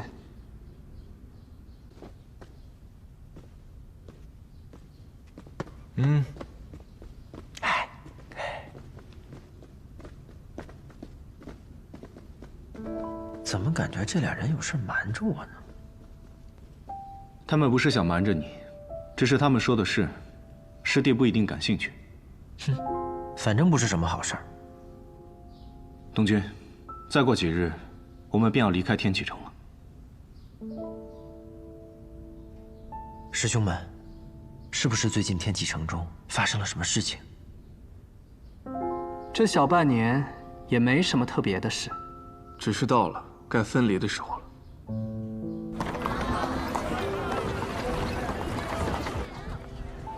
看来其他几位公子另有打算。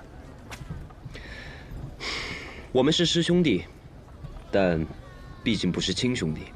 有的人喜欢征战沙场，有的人喜欢游历四方，强求不来的。可惜了。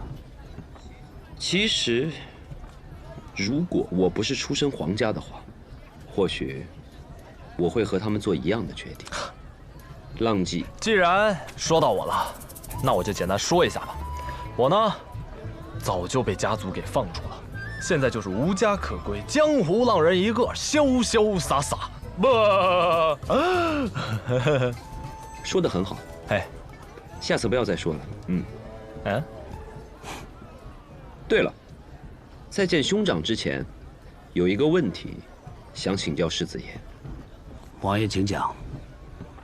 侯爷为什么会选择我们？不是我父亲选择了你们，而是我选择了你们。哦，哎，这话说的可真有意思啊。那世子爷的意思是，镇西侯还有可能选择别人呗？不，这句话的意思是，镇西侯接下来所有的事由我说了算。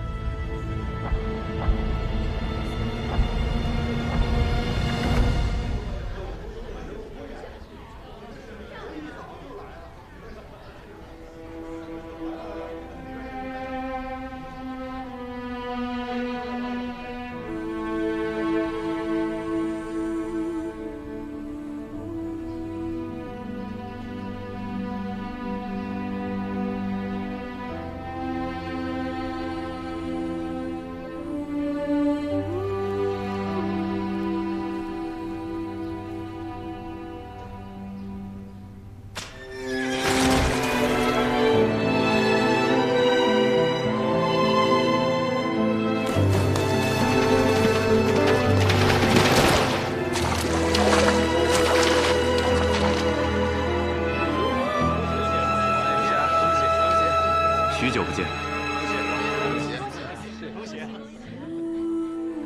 云哥，我好想你，想和你去草原吃牛肉，看南国的佛像。你会来吗？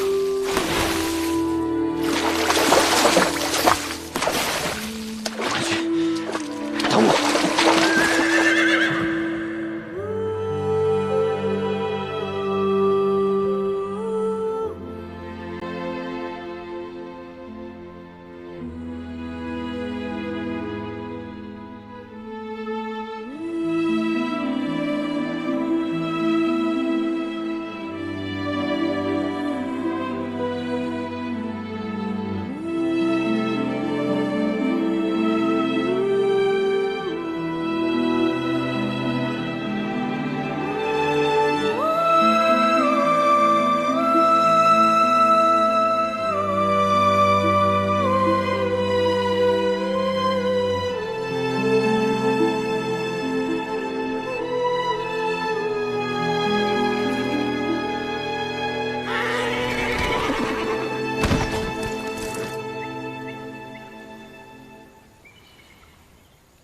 你来了。骆师兄，你是要来阻我的吗？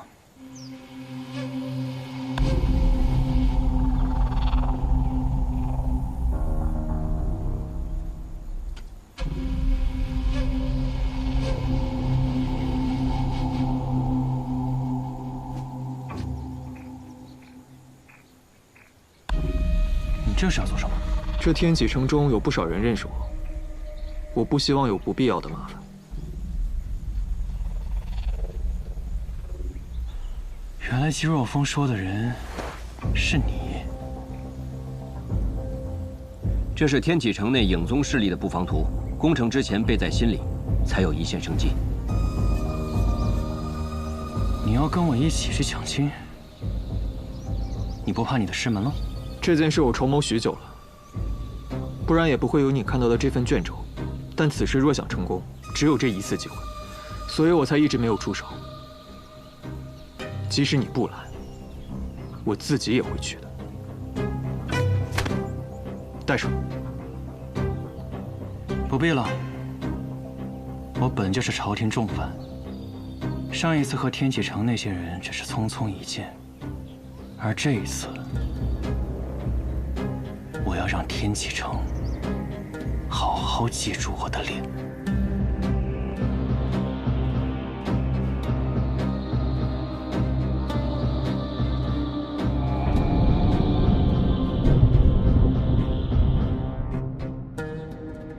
叶云，只他一人就能闯城？回宗主，还有一人，但那人戴着面巾，我们还无法确认其身份。那就是你们已经有一个猜测了，为什么不敢说？是骆师兄。骆青阳。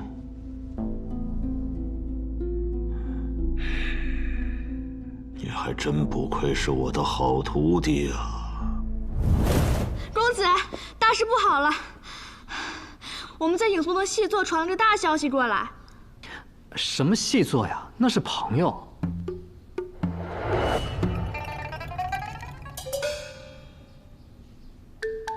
各位公子。哟，柳月公子还真是天启城的大小事都很上心。什么时候影宗里还多了个朋友？发生什么事了？说来听听，我看看值不值得你这么大呼小叫。有人在闯城，还是奔着景运王府去的。影宗派人拦截，已经伤了好多个了。谁这么大胆？叶什么？总不可能是叶鼎之吧？对，就是叶鼎之。还真是云哥。他去景玉王府做什么？叶氏谋逆案明明是亲王做的，与景玉王府没有半点关系。就算是报杀父之仇，也不应该去景玉王府啊。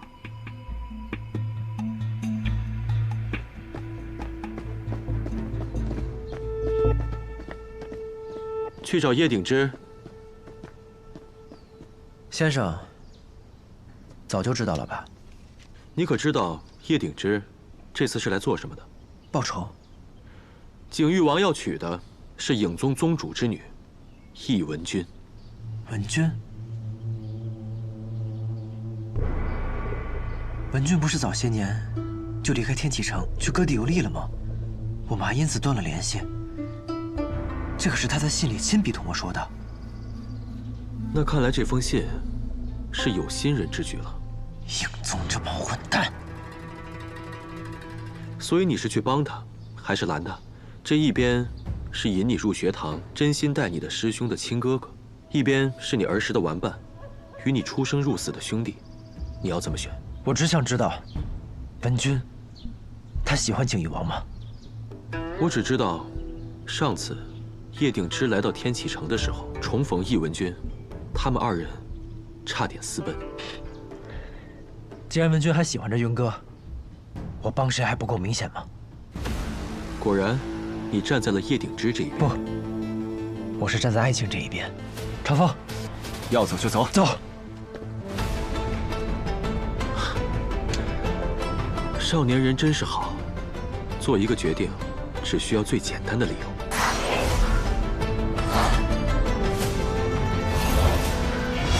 快到锦衣王府了吧？还有最后一批影卫，是影宗在天启城最厉害的影卫团之一，护卫锦衣王府，代号鹰眼，一共6个人，不好对付。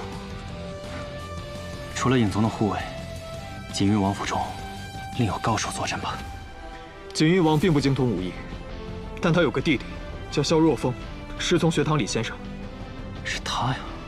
管他那么多呢，本就是九死一生的事情，拿命拼了吧！难得见你说话这么大声。他们的人一批一批的来，而我们只有你我2个人，没有人会来帮我们。谁说没有援兵？东勋，你怎么来了？云哥，抢亲这么有趣的事儿，你应该叫上我呀。叶鼎之，他们2个人是谁？在下百里东君，这位是我的好兄弟司空长风，是来帮忙的。你可知道，我们要抢的人是王妃，这可不仅仅是杀头的罪，更是要灭门、诛9族的重罪。洛生说的对，莫要给朝中的那些人把柄，到时候连累了侯府。云哥，你也别劝我了，当年我年纪还小，没能帮上你。如今我刀剑在手，无论你想做什么，我都会陪着你。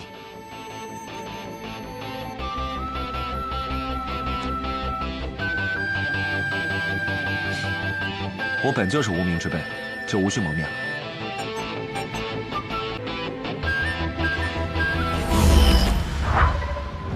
他们的援军到了。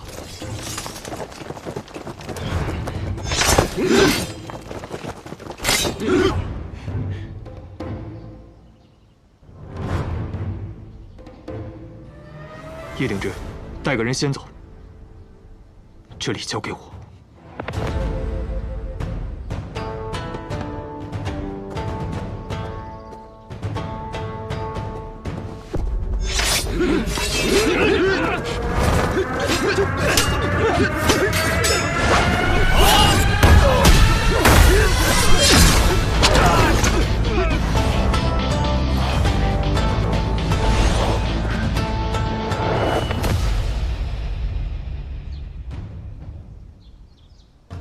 这便是洛清瑶所说的最强影卫团——鹰眼。2位就到这里吧。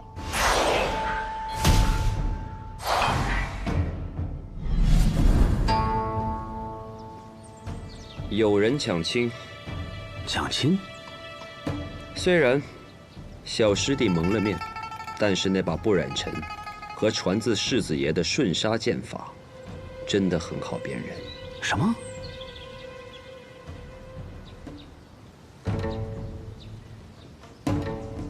抢亲的是东君？抢亲的不是他，是叶大将军的小儿子叶云。小师弟是去帮忙的。叶云？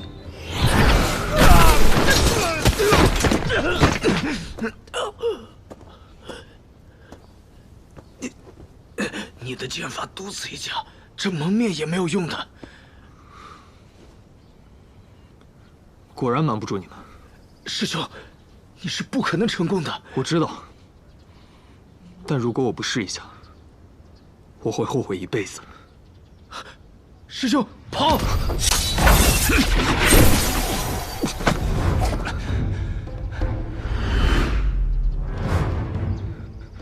司空长风，你先去找他们吧，这里交给我。这个人很不好对付，影卫的人加起来都还没有他强。我比任何人都知道他有多不好对付，因为他是我师父。放心吧，他不会杀我。好。他就是你的同伴，抛下你就这么走了？这本该就是我一个人的事情。云哥，这里交给我，你放心去吧。男女之爱，兄弟之情，是这世间最纯粹、最美好的东西。我绝不会让肮脏的人玷污了他们。不过，你要记住一点：若是以后我也遇到这样的事，记得拔剑来救我，因为我也不想错过我心爱的姑娘啊。好，我来了。长风，陆师兄呢？他让我先来找你们。你刚才说的话很好，让我也想起了我自己心爱的姑娘。你也有心爱的姑娘？莫非是……别废话了，打吧。好，云哥，这里交给我们，你快去救你心爱的姑娘。东君，只要我不死，你和你心爱的姑娘，以后也一定能永远在一起。那你可千万别死了呀！